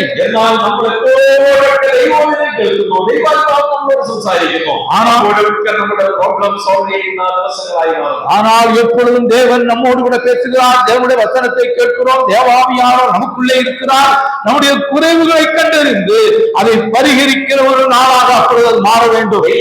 நம்மளை சுத்திகரிக்கிறது. தேவ வசனம் நம்மை சுத்திகரிக்கிறது. கர்த்தராகிய இயேசு கிறிஸ்துவின் திருரத்தம் நம்மை சுத்தமாக்குகிறது. மூணாவது நம்மை எது சுத்தமாக்குறது தெரியுமா? The Holy Spirit, தெய்வத்தின் பரிசுத்தாத்மாவு நம்மை சுத்திகரிக்கிறது. தேவ ஆவியானவர், பரிசுத்த ஆவியானவர் நம்மை சுத்தம் பண்ணுகிறார். கொரிந்தியர் 1 ലേഖനത്തിൽ നമ്മളത് വായിക്കുന്നുണ്ട്. கொரிந்தியர் நிருபத்திலே அதை வாசிக்கிறோம். ദൈവത്തിന്റെ ആത്മാവിനാൽ നിങ്ങൾ കഴുകി ശുദ്ധീകരണം പ്രാപിച്ചിരിക്കുന്നു. தேவாவியானவரால் நீங்கள் கழுவப்பட்டு சுத்திகரிக்கப்பட்டிருக்கிறீர்கள். ഒരിക്കൽ മാത്രമല്ല, നമ്മളെ ശുദ്ധീകരിക്കാൻ എപ്പോഴും ആത്മാവ് തയ്യാറാണ്. ஒரு தடவை மட்டுமல்ல, எப்பொழுது நம்மை சுத்தம் பண்ணுவதற்கு ஆவியானவர் ஆயத்தமாயிருக்கிறார். ദൈവത്തിന്റെ ആത്മാവ് നമ്മുടെ ആത്മാവിനോട് സംസാരിച്ചുകൊണ്ടിരിക്കും. தேவாவியானவர் நம்முடைய ஆத்மாவோடு கூட பேசிக் கொண்டிருக்கிறார். ഞാൻ ദൈവത്തിന് കീഴ്പ്പെടണം, நான் தேவனுக்கு கீழ்ப்படிய வேண்டும். തീർച്ചയായിട്ടും ആത്മാവ് നമ്മളെ ശുദ്ധീകരിക്കും. அப்பொழுது மட்டுமே தேவாவியானவர் நம்மை சுத்திகரிப்பார். ആത്മാവിന് നമ്മളെ ശുദ്ധീകരിക്കാൻ കഴിയുമെന്ന് നമ്മൾ വിശ്വസിക്കണം. ஆத்மா ஆவியானவரால் நம்மை சுத்திகரிக்க முடியும் என்று நாம் நம்ப வேண்டும். ദൈവത്തിന്റെ വചനം നമ്മളെ ശുദ്ധീകരിക്കുന്നു. தேவ வசனம் நம்மை சுத்தமாக்குகிறது. രക്തം നമ്മളെ ശുദ്ധീകരിക്കുന്നു. கர்த்தருடைய ரத்தம் நம்மை சுத்தமாக்குகிறது. அது മാത്രമല്ല, ദൈവത്തിന്റെ ആത്മാവ് നമ്മളെ ശുദ്ധീകരിക്കും. அது மட்டுமல்ல, தேவ ஆவியானவர் நம்மை சுத்திகரிக்கிறார். ഇതിൽ കൂടുതൽ നമുക്ക് എന്താ പ്രിയമുള്ളവരെ വേണ്ടത്? ஐயோ, இதற்கும் அதிகமாக நமக்கு என்ன வேண்டும்?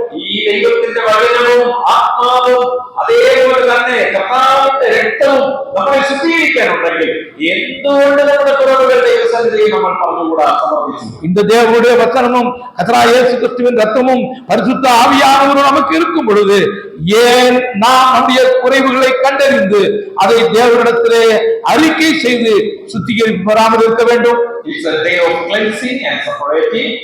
அது சுத்திகரிப்பின் நாள், பிரித்தெடுக்கப்படும் நாள். It's a day of atonement. அது பாவ பரிகாரம், மகா பாவ பரிகார நாள். மூன்றாவது சிறப்பு, it's a day of holy Sabbath. அது பரிசுத்த ஓய்வு நாள். சபத் എന്ന് പറഞ്ഞാൽ നമുക്കറിയാം, it's a rest or comfort. ஓய்வு நாள் என்று சொன்னால் நமக்கு தெரியும், அது ஓய்வாக இருப்பது, அது ரெஸ்டா இருக்கிறது. അതായത് സമ്മർദ്ദമൊന്നുമില്ലാതെ നമ്മൾ അനുഭവിക്കുന്ന സ്വാതന്ത്ര്യം, எந்த விதமான இடையூறும் இல்லாமல் நாம் அனுபவிக்கிற ஒரு சுயாதீனம். നമ്മൾ കർത്താവിനെ ആരാധിക്കാൻ വരുമ്പോൾ, நம்ம ஆண்டவரை ஆராதிக்க வரும் பொழுது, ദൈവത്തെ നമ്മൾ സ്തുതിക്കാൻ വരുമ്പോൾ, தேவனை துதிக்க வரும் பொழுது അനേക സമ്മർദ്ദങ്ങൾ നമ്മുടെ ഉള്ളിലുണ്ട്.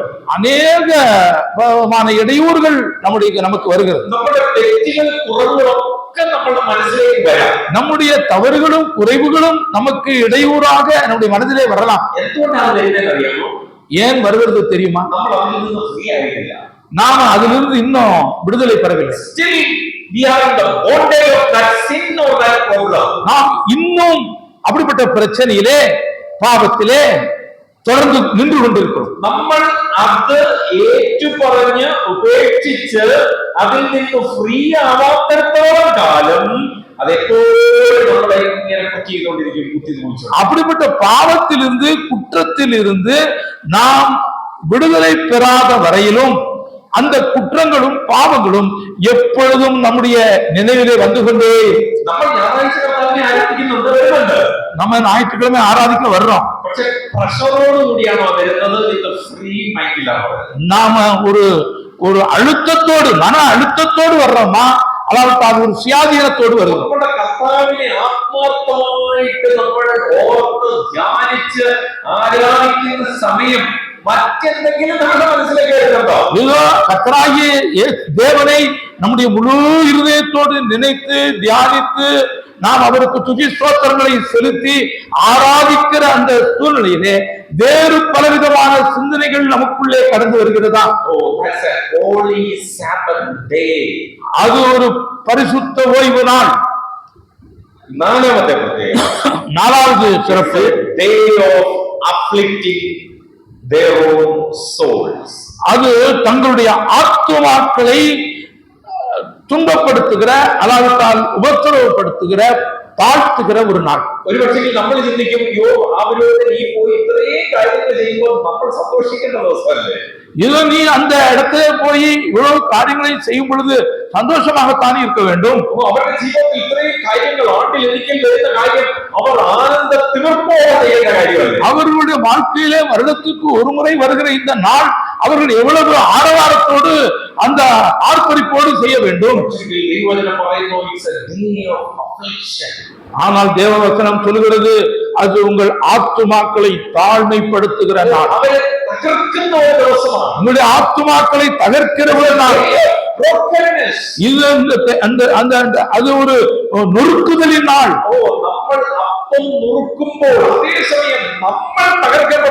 நாம் அந்த அப்பத்தை அங்க பிற்கும் பொழுது நாம் அதே சமயத்திலே பிற்கப்பட வேண்டும்.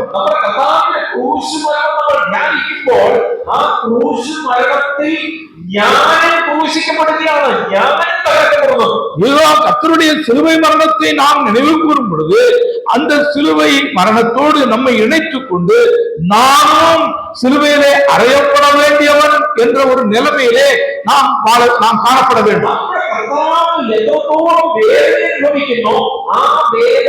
എന്റെ ശരീരത്തിൽ എനിക്ക് അനുഭവിക്കാൻ സാധിക്കുന്നുവെങ്കിൽ இதோ என் ஆண்டவர் கல்வாரியிலே எவ்வளவு வேதனை அடைந்தாரோ அதே வேதனை அவரை ஆராதிக்கிற நேரத்திலே எனக்கு ஏற்படும். ஆனால் அதுதானே பரிசுத்த ஓய்வு நாள் ஆராதனை. அப்படி ஆராதிக்கிற ஒரு கூட்டத்தார் தான் சகோதர சபையை அப்படியாக பிரித்தெடுக்கப்பட்ட நிலைமையில வந்தவர்கள் தான் நம்முடைய முற்பிதாக்கள். അന്നൊക്കെ ഈ ബ്രദറൻ ചർച്ചിലേക്ക് ആളുകള് ഒരുപാട് ഓടിക്കൂടുകയായിരുന്നു. அன்றைக்கெல்லாம் அந்த காலத்தில் எல்லாம் இந்த பிரதரன் சர்ச்சிலே ஆட்கள் அதிகமாக ஓடி வருவார்கள். ഇന്ന് ബ്രദറൻ ചർച്ചിൽ നിന്ന് നമ്മുടെ കുഞ്ഞുങ്ങൾ തന്നെ പൊക്കോണ്ടിരിക്കുക. இன்றைக்கு பிரதரன் சபையிலே நம்முடைய குடும்பத்தை சார்ந்த பிள்ளைகளே வெளியே போய்கிட்டு இருக்காங்க. அவரு வேற சபைகளிലേക്ക് போகிறாங்க, வேற சபைக்கு போறாங்க. என்ன காரணம் അറിയാം? என்ன காரணம் தெரியுமா? അവർക്ക് ഇവിടെ ഒന്നുമില്ല. அவர்களுக்கு இங்கே ஒன்றுமே இல்லை. അവർക്ക് ഒന്നും കാണാൻ പറ്റുന്നില്ല. ஒன்றையும் பார்க்க முடியும். ഇവിടെ പാട്ടില്ല, കൊട്ടില്ല, ഡാൻസ് ഇല്ല, ഒന്നും ഇവിടെ അവർക്ക് എൻജോയ് ചെയ്യാൻ ഒന്നുമില്ല. ഇവിടെ இங்கே பாட்டு இல்லை, தாளம் இல்லை, மேளம் இல்லை, ஆட்டம் இல்லை, ஆர்ப்பரிப்பு இல்லை. அவர்கள் நன்றாக உல்லாசமாய் அதை பார்ப்பதற்கு ஒன்றும் இல்லை. அவர்கள் எல்லாம் விரும்புகிறது சரீர பிரகாரமான அநேக செயல்பாடுகள். அவர்களுக்கு இந்த அமைதியான ஆராதனையை புரிய முடியவில்லை. அவருடைய மனம் குருடாக்கப்பட்டு இருக்கிறது.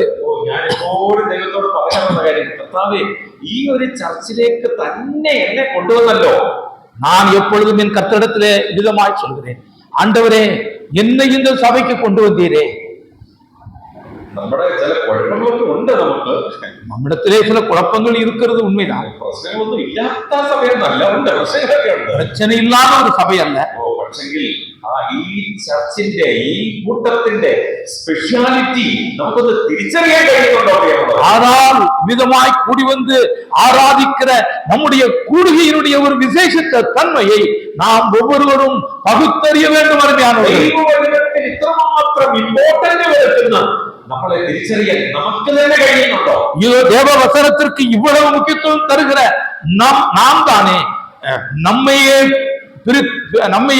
அங்கு பகுத்தறியக்கூடிய தன்மை இல்லாமல் இருக்கிறோம். ഈ ഒരു കാര്യം, the day of affliction, ഈ ആത്മകവനം നമ്മൾ ഓരോരുത്തരുടെയും ജീവിതത്തിൽ ഉണ്ടെങ്കിൽ എന്റെ ജീവിതത്തിന് രൂപാന്തരം വന്നുകൊണ്ടേ. விதமாய் ஆத்துமாக்களை தாழ்மைப்படுத்தும் நாள், சிறுமைப்படுத்தும் நாள், உபத்திரவம் துன்பப்படுத்தும் ஒரு நாள், அந்த ஆத்ம தபனம் அந்த நாள் நம்முடைய வாழ்க்கையிலே இல்லாவிட்டால், പഴയ നിയമത്തിൽ പറഞ്ഞതുപോലെ അവനൊരു ദൈവപുരുഷനാണ്. பழைய ஏற்பாட்டிலே சொல்லப்படுகிறது போல அவர் ஒரு தேவனுடைய மனுஷன். എന്റെ ചർച്ചിലെ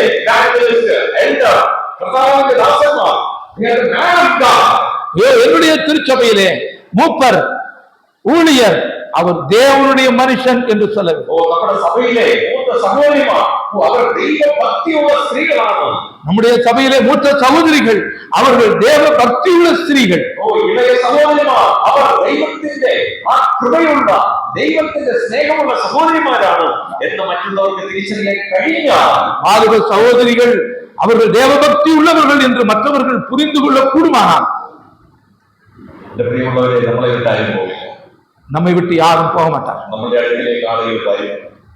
நமது பக்கத்திலே ஆட்கள் வருவார். നമ്മളെ കണ്ട് ആളുകൾ വരും. நம்மை பார்த்து மக்கள் வர வேண்டும். പലപ്പോഴും നമ്മൾ പറയുന്നത് എന്താണെന്നറിയാമോ? பல நேரங்களில் நாம் என்ன சொல்றோம்? അവര് വചനം കേട്ടവര് വരട്ടെ, வசனத்தை கேட்டு வரட்டும், വചനം പഠിച്ച് അവര് സ്നാനം പുറത്ത്, வசனத்தை படித்து அவர்கள் ஞானஸ்தானம் பெறட்டும். പക്ഷെ ബൈബിളിൽ പറയുന്നത് എന്താണെന്നറിയാമോ? ஆனால் வேதம் என்ன சொல்கிறது? അവർ ഫിലിപ്പോസിനെ വിശ്വസിച്ചപ്പോൾ സ്നാനം എടുത്തു. அவர்கள் அந்த பிலிப்புவை நம்பின பொழுது ஞானஸ்தானம் பெற்றார். ഫിലിപ്പോസ് പറഞ്ഞ സുവിശേഷം അവർ വിശ്വസിച്ചു, ശരി തന്നെയാണ്. பிலிப்பு சொன்ன சுவிசேஷத்தை நம்பினார், உண்மைதான். അവർ ആദ്യം ഫിലിപ്പ്, ஆனால் அவர்கள் முதலாவது பிலிப்பை நம்பினார்கள். ഞാൻ നിങ്ങളോട് ദൈവവചനം പറയുമ്പോൾ നിങ്ങൾക്ക് എന്നിലൊരു വിശ്വാസം ഉണ്ടായിരിക്കണം. நான் உங்களுக்கு தேவ வசனத்தை சொல்லும் பொழுது முதலாவது உங்களுக்கு என்னிலே ஒரு நம்பிக்கை ஏற்பட வேண்டும். ഈ ബ്രദർ ദൈവവചനം പറയുമ്പോൾ അത് ശരിയാണ്, ഞാൻ വിശ്വസിക്കാം. അങ്ങനെ ഒരു ബിലീവ്, ഒരു കോൺഫിഡൻസ് നിങ്ങൾക്ക് എന്നിൽ ഉണ്ടാകണം. ஐயோ, இந்த சகோதரன் சொல்லுகிற தேவனுடைய வசனம் அது உண்மையானதுதான் என்று சொல்லி முதலாவது என்மேல் உங்களுக்கு ஒரு நம்பிக்கை வர வேண்டும். അതുകൊണ്ട് എന്റെ പ്രിയമുള്ളവരെ, നമ്മൾ ഈ പ്രസംഗിക്കുന്ന വചനത്തെക്കാൾ ഞാൻ എന്ന് പറയുന്ന വ്യക്തി ദൈവത്തിന്റെ സന്നിധിയിൽ അത് വിലയേറിയതാണ്. ஐயோ, நாம் பிரசங்கிக்கிற இந்த வசனத்தை விட நான் என்று சொல்லக்கூடிய நம்முடைய தனி நபராயிருக்கிற நம்முடைய வாழ்க்கை தேவனுடைய சன்னிதானத்திலே மிகவும் விலையேறப்பட்டது.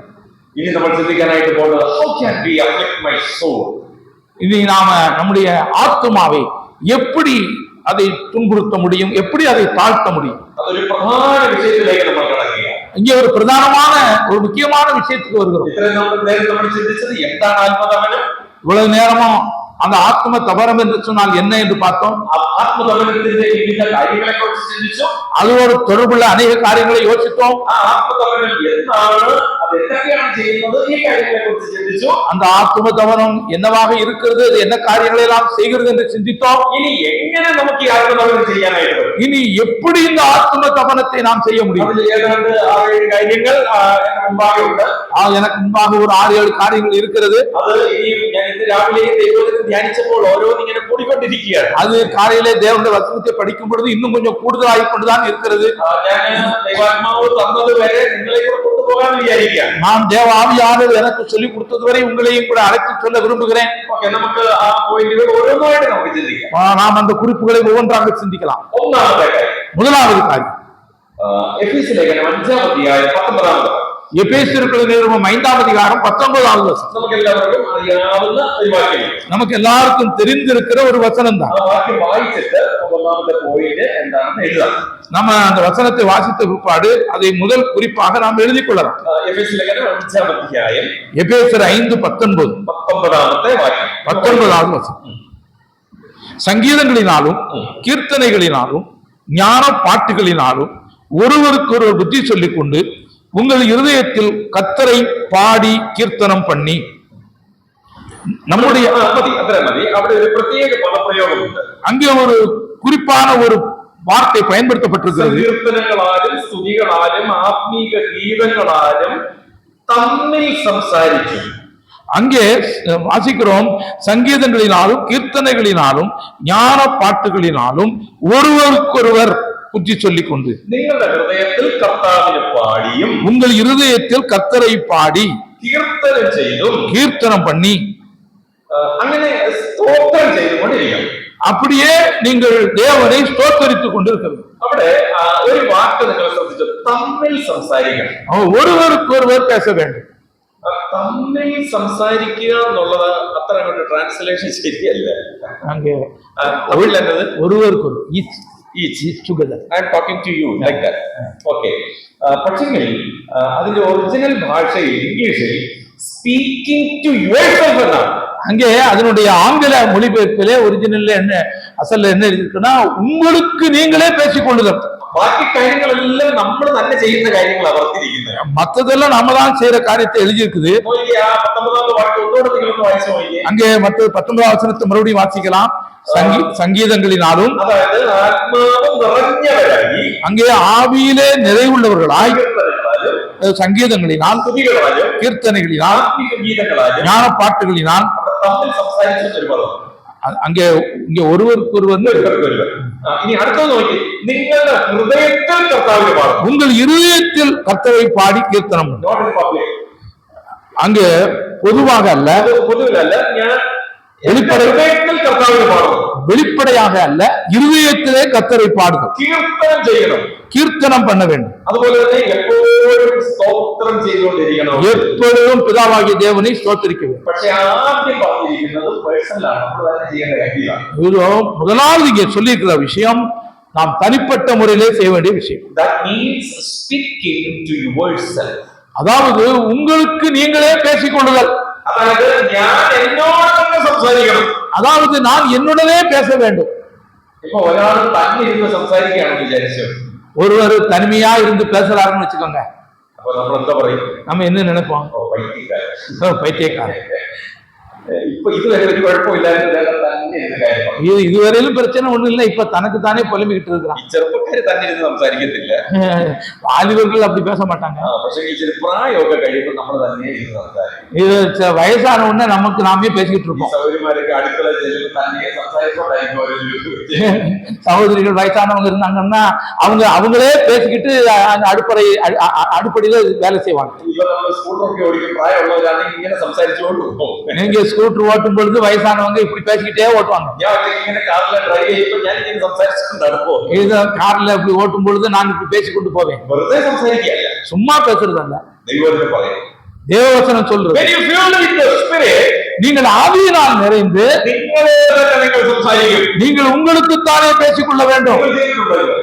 அதை நீங்கள் செய்கிறீர்களா? നിങ്ങളോട് സംസാരിച്ചിട്ടുണ്ടോ? உங்களோடு நீங்கள் பேசி இருக்கிறீர்களா? മറ്റുള്ളവരോട് ദേഷ്യം ഉണ്ടെങ്കിലോ നിങ്ങളോട് സംസാരിക്കും. நீங்கள் மற்றவரிடத்தை கோபம் வருமானால் நீங்கள் அப்படி பேசி இருக்கலாம். നേരെ പോയി പറയത്തില്ല, நேரா சொல்ல மாட்டீங்க.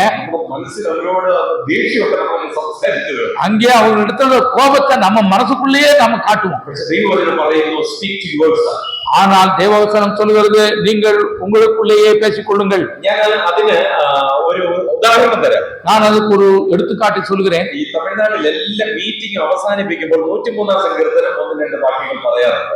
தமிழ்நாட்டிலே எல்லா கூட்டமும் முடியும் போது 103ஆம் சங்கீதத்தை 1-2 வசனங்களை சொல்றாங்க. എന്താ പറയുന്നത്? அங்க என்ன சொல்றாங்க? എൻ ആത്മാവേ കർത്തരെ സ്തോത്രം. என்ன ஆத்துமாவே கர்த்தரை ஸ்தோத்திரி. அதுக்கு அர்த்தம் என்ன? എൻ ആത്മാവ്. என்ன ஆத்துமா. ഇനി സങ്കീർത്തനം നമ്മൾ വായിക്കുമ്പോൾ എൻ മനമേ നീ വീണ്ടും സ്വസ്ഥമായിരിക്കുക. என் மனமே நீ மறுபடியும் அதை நினை. എൻ മനമേ നീ വിഷാദിക്കുന്നത് എന്ത്? என் மனமே நீ ஏன் விசாரப்படுகிறாய்?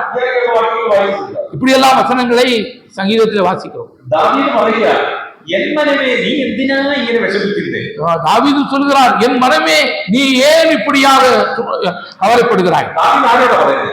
தாவீது யாரிடத்தில் சொல்லுகிறார்? தாவீதினோடு പറയുക. அவர் தனக்குத்தானே சொல்லுகிறார், என் மனமே, என் மனமே, என் பிராணனே, என் ஜீவனே, நீ എന്തിനാ വിഷമിക്കുന്നത്? ഭയപ്പെടുന്നേ? நீ ஏன் கவலைப்படுகிறாய்? എന്തിനാ ദുഃഖിക്കുന്നേ? நீ ஏன் துக்கப்படுகிறாய்? നീ ധൈര്യപ്പെട്. நீ தைரியமாயிரு. നിങ്ങളോട് നിങ്ങൾ സംസാരിച്ചിട്ടുണ്ടോ? அப்படியாக நீங்கள் உங்களோடு பேசி இருக்கிறீர்களா? നമ്മളോട് ആരെങ്കിലും നമ്മളെ ധൈര്യപ്പെടുത്തണമെന്ന് நம்மிடத்துல வந்து யாராவது பேசி நம்மை தைரியப்படுத்த வேண்டும். വിഷമിച്ചിട്ട് ദുഃഖിച്ചൊക്കെ ഇരിക്കുമ്പോൾ நாம துக்கத்திலும் வேதனையிலும் இருக்கும் பொழுது ആരെങ്കിലും നമ്മളെ ഫോണിൽ വിളിച്ചിട്ട് யாராவது நம்மை போன் மூலமாக அழைத்து എന്ത് സൗകര്യം വിഷമിച്ചിരിക്കുന്നേ? ஏன் சகோதரியே இங்க துக்கமா இருக்கிறீங்க? ദുഃഖിക്കണ്ട കേട്ടോ, துக்கம் வேண்டாம், വിഷമിക്കണ്ട. நீங்க கவலைப்படாதீங்க. നമുക്ക് ഭയങ്കര സന്തോഷമാണ്. அப்போ அப்படி சொல்லும் பொழுது நமக்கு ரொம்ப சந்தோஷம். Don't wait for that. ஐயோ அப்படி அல்ல. നമ്മൾ അതിനുവേണ്ടി മറ്റുള്ളവർ നമ്മളെ വിളിക്കാൻ വെയിറ്റ് ചെയ്യരുത്. இதோ அவிதமாய் மற்றவர்கள் நம்மை அழைத்து தைரியப்படுத்துவார்கள் என்று காத்திருக்க வேண்டியதில்லை. ഞാൻ എന്നെ ധൈര്യപ്പെടുത്തണം. நான் எனக்குத்தானே என்னை தைரியப்படுத்திக் கொள்ள வேண்டும். അത് എപ്പോഴാണ് സംഭവിക്കുന്നത് അറിയാമോ? அது எப்பொழுது நடக்கும் தெரியுமா? Filled with the Holy Spirit. அது ஆவியினால் நிறைந்து, അതാണ് ആത്മാവിനാൽ നിറഞ്ഞ്, ஆவியினால் நிறைந்து അതായത് ദൈവത്തിന്റെ പരിശുദ്ധാത്മാവിനാൽ കൺട്രോൾ ചെയ്യപ്പെട്ട്, தேவ ஆவியானவரால் நாம் கட்டுப்படுத்தப்பட்டு, ദൈവത്തിന്റെ ആത്മാവിനാൽ നിറയുക എന്ന് പറഞ്ഞാൽ നിയന്ത്രിക്കപ്പെടുക എന്നാണ്. தேவ ஆவியினால் நிறைதல் என்று சொன்னால் அவராலே அந்த ஆவியானவரால் ஆளுகை செய்யப்படுதல் என்று அர்த்தம். ഞാൻ എന്നോട് തന്നെ സംസാരിക്കണം. நான் என்னோடு எனக்கு நானே பேச வேண்டும். നമ്മളിൽ രണ്ട് ആത്മാവുണ്ട് കേട്ടോ. நமக்குள்ளே ரெண்டு ஆத்மா ஆவி இருக்கிறது. രക്ഷിക്കപ്പെടുന്നതിന് മുമ്പേ എനിക്ക് ആത്മാവുണ്ട്. ரட்சிக்கப்படுவதற்கு முன்பாலே எனக்குள்ள ஒரு ஆவி இருக்கிறது. രക്ഷിക്കപ്പെടാത്ത എല്ലാവർക്കും ആത്മാവുണ്ട്. ரட்சிக்கப்படாத எல்லாருக்குள்ளும் அந்த ஆவி இருக்கிறது. രക്ഷിക്കപ്പെട്ട് കഴിഞ്ഞപ്പോൾ ദൈവാത്മാവ് എന്റെ ഉള്ളിൽ വന്നു. ஆனால் நாம் ரட்சிக்கப்பட்ட பொழுது தேவ ஆவியானவரும் எனக்குள்ளே வந்திருக்கிறார். അപ്പോ ഈ രണ്ട് ആത്മാക്കൾ തമ്മിൽ സംസാരിക്കും. ஆவி இந்த ரெண்டு ஆவிகளும் பேசிக் கொள்கின்றன. റോമാലേഖനം 8-ാം അധ്യായം എടുത്ത് ரோமர்கள் 8ஆம் அதிகாரத்தை எடுத்துக்கொள்ளுங்கள். റോമാലേഖനം 8-ാം അധ്യായം ரோமர்கள் 8ஆம் அதிகாரம் 16-ാമത്തെ വാക്യം. 16வது வசனம். ரோமர் 8:16. നാം ദൈവത്തിന്റെ മക്കളെന്ന് ആത്മാവ് താനും നമ്മുടെ ആത്മാവോട് കൂടെ സാക്ഷി പറയുന്നു. நாம் தேவனுடைய பிள்ளைகளாய் இருக்கிறோம் என்று ஆவியானவர் தாமே நம்முடைய ஆவியுடனே கூட சாட்சி கொடுக்கிறார். ദൈവത്തിന്റെ ആത്മാവ് എന്റെ ആത്മാവിനോട് സംസാരിക്കുകയാണ്. தேவ ஆவியானவர் என்னுடைய ஆவியோடு கூட பேசுகிறார். ഞാനത് അധരങ്ങളാൽ പറയണമെന്നില്ല. நான் என்னுடைய உதடுகளால் சொல்ல வேண்டும் என்றல்ல, ഞാൻ എന്നോട് സംസാരിക്കുകയാണ്. நான் என்னோடு கூட பேசுகிறேன். അതിനാണ് നമ്മൾ ദൈവവചനം ധ്യാനിക്കണം എന്ന് പറയുന്നത്. ஆகையினால் தான் அதற்காக தேவவசனத்தை நாம் தியானிக்க வேண்டும் என்று சொல்லப்படுகிறது. നമ്മൾ ദൈവവചനം വായിക്കാറുണ്ട്, நாம் தேவவசனத்தை வாசிக்கிறோம், ദൈവവചനം പഠിക്കാറുണ്ട്, தேவவசனத்தை படிக்கிறோம். പക്ഷെ ദൈവവചനം ധ്യാനിക്കാറുണ്ടോ? ஆனால் தேவவசனத்தை தியானிக்கிறோமா? എന്തോ ധ്യാനിക്കുക എന്ന് പറഞ്ഞാലേ, தியானிக்கிறது என்று சொன்னால் என்ன தெரியுமா? അതിന്റെ കറക്റ്റ് മീനിങ് പറയണമെങ്കിൽ അയവിറക്കുക എന്നാണ് അതിന്റെ അർത്ഥം. അയവിറക്കുക മീൻസ് இந்த மாடக்க புல்லு வந்துட்டு, அதாவது அதுக்கு சரியான அர்த்தம் என்னவென்றால் அசை போடுதல் என்று அர்த்தம். അയവിറക്കുക, அங்கே அசை போட்டு உள்ளே செலுத்துதல். ഞാൻ കഴിച്ചത് പിന്നെയും ഞാൻ എനിക്ക് പ്രയോജനപ്രദമായിട്ട് ആക്കിയെടുക്കുക എന്നാണ് എനിക്ക് അർത്ഥം. நான் ஏற்கனவே சாப்பிட்டதை எனக்கு பயனுள்ள வகையிலே திரும்பவும் அதை நான் கொண்டு வந்து அசை போட்டி உள்ளே தள்ளுதல். അതിനാണ് അയവിറക്കുക എന്ന് പറയുന്നത്. அதுக்கு தான் அசை போடுதல். ഞാൻ വായിച്ച വചനം, நான் வாசித்த பல காரியங்கள், ഞാൻ പഠിച്ച വചനം, நான் படிச்ச வசனம் എനിക്ക് തന്നെ പ്രയോജനപ്പെടത്തക്ക നിലയിൽ എന്നോട് ഞാൻ തന്നെ സംസാരിക്കുന്നതിനാണ് ധ്യാനിക്കുക എന്ന് പറയുന്നത്. என்னோடு எனக்கு அந்த வசனம் எனக்கு மிகவும் பயனுள்ள வகையிலே இருக்கக்கூடிய நிலைமையிலே அந்த வசனத்தை எனக்கு நானே பேசிக் கொண்டிருக்க வேண்டும். സങ്കീർത്തനം 1-ൽ നമ്മൾ എന്താ വായിക്കുന്നത്?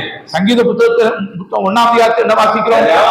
പകൽ ധ്യാനിക്കുന്നവൻ ഭാഗ്യവാൻ. இரவும் பகலும் தியானமாயிருக்கிற மனுஷன் பாக்கியவான் എന്ന് പറഞ്ഞാൽ என்று சொன்னால், ഞാൻ ഈ പോകുന്ന എല്ലാം ബൈബിൾ വായിച്ചുകൊണ്ട് പോകാനായിരുന്നു. ஐயோ தாவீது போற இடத்துல எல்லாம் பைபிள் வாசிக்கொண்டே போறாருன்னு அர்த்தம் அல்ல. താൻ ഹൃദയത്തിൽ സ്വരൂപിച്ച വചനം, தன்னுடைய இருதயத்திலே சேகரித்த வசனங்கள் തന്നോട് തന്നെ പ്രയോജനപ്പെടുത്തുന്നതിന് വേണ്ടി താൻ സംസാരിച്ചുകൊണ്ടിരിക്കുകയാണ്. தனக்கு தானே அதை பயன்படுத்தும் விதமாக தனக்குத்தானே பேசிக் கொண்டிருக்கிறார். ദൈവവചനം എന്നോട് തന്നെ ഞാൻ സംസാരിക്കുമ്പോൾ தேவ வசனம் எனக்கு நானே பேசும் பொழுது എന്റെ ബുദ്ധിയും എന്റെ ജപവും പറയും, "No, you cannot. നിനക്കത് ചെയ്യാൻ പറ്റില്ല." இதோ என்னுடைய புத்தியும் என்னுடைய சரீரமும் என்ன சொல்கிறது, இதை உன்னாலே செய்ய முடியாது என்று சொல்லுகிறது. அப்படியான அஃப்ளிக்ஷன் வருகிறது. அப்பொழுதுதான் இந்த துன்பம் வருகிறது. அப்படியான ஒரு யுத்தமும் போராட்டமும் சம்பவிக்கிறது. அங்கேதானே ஒரு யுத்தமும் போராட்டமும் நடக்கிறது. அப்படியான நமக்கு ஆத்ம தபனத்தின் அவசியம். அங்கேதானே இந்த ஆத்மா தபனம், அல்லாவிட்டால் ஆத்மாக்களை தாழ்த்துதல் நமக்கு தேவை. இது எனக்கு செய்ய பற்றத்தில்ல, இது என்னாலே செய்ய முடியாது, எனக்கு ஒரு காரணத்தாலும் முன்னோட்டு பற்றத்தில்ல, ஏதோ ஒரு காரணத்தாலும் இதை செய்யாமல் இருக்க முடியாது. அது எனக்கு மிகப்பெரிய பிரச்சனை தான். அந்த பிரச்சனையை தீர்க்க வேண்டுமானால் என்னுடைய பிரச்சனையை என் ஆண்டவருக்கு ஒப்படைக்க வேண்டும். அப்படி செய்யும் பொழுதுதான் தேவன் நம்மிலே செயல்பட ஆரம்பிப்பார். ஆக முதலாவது நமக்கு நாமே, எனக்கு நானே பேச வேண்டும். நான் எனக்கு நானே பேசிக்கொள்ள வேண்டும். தேவ வசனத்தை வாசித்தால் மட்டும் போதாது, அதை படித்தால் மட்டும் போதாது, அதை தியானிக்க வேண்டும். இங்கே தேவ வசனத்தை கேட்கிறீர்கள், அங்கே அதை நீங்கள் படிக்கிறீர்கள். நீங்கள் ஒருபோதும் மறந்து போகாமல் இருக்க அதை எழுதுகிறீர்கள். ஆனால் இரவும் பகலும் அந்த தேவ வசனத்தை நமக்கு நாமே பேசிக்கொள்ள வேண்டும். நான் இங்கே சொல்லுகிற காரியத்தை உங்களுடைய மூளையிலே நீங்கள் சேகரிக்க முடியும்.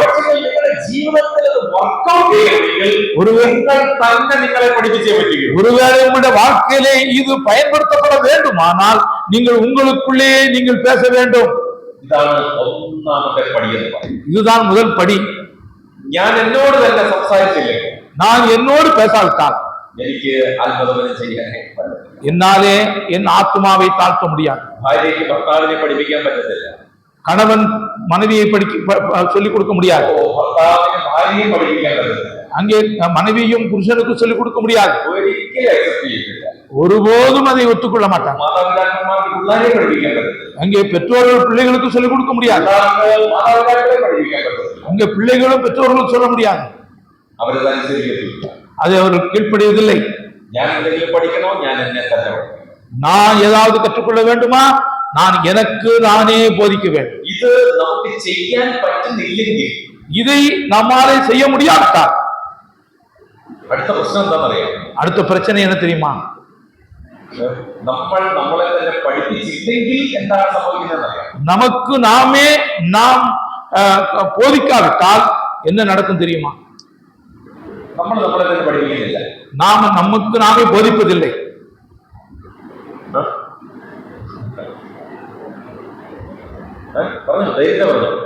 என்ன நடக்கும்? நமக்கு நாமே போதிக்காத பட்சத்திலே நமக்கு என்ன நடக்கும்? தெய்வம் நம்மளை படிப்பிக்கும். தேவன் நம்மை போதிப்பார், அல்லாவிட்டால் தேவன் நமக்கு கற்றுக் கொடுப்பார். தேவன் எப்படி அதை நமக்கு கற்றுக் கொடுப்பார் தெரியுமா?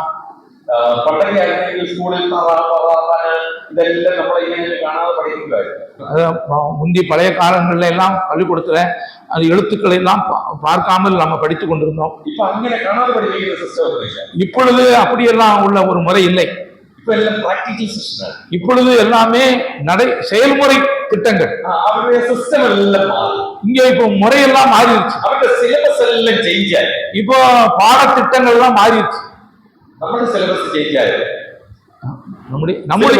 நம்முடைய பாடத்திட்டம் மாறிடுச்சா?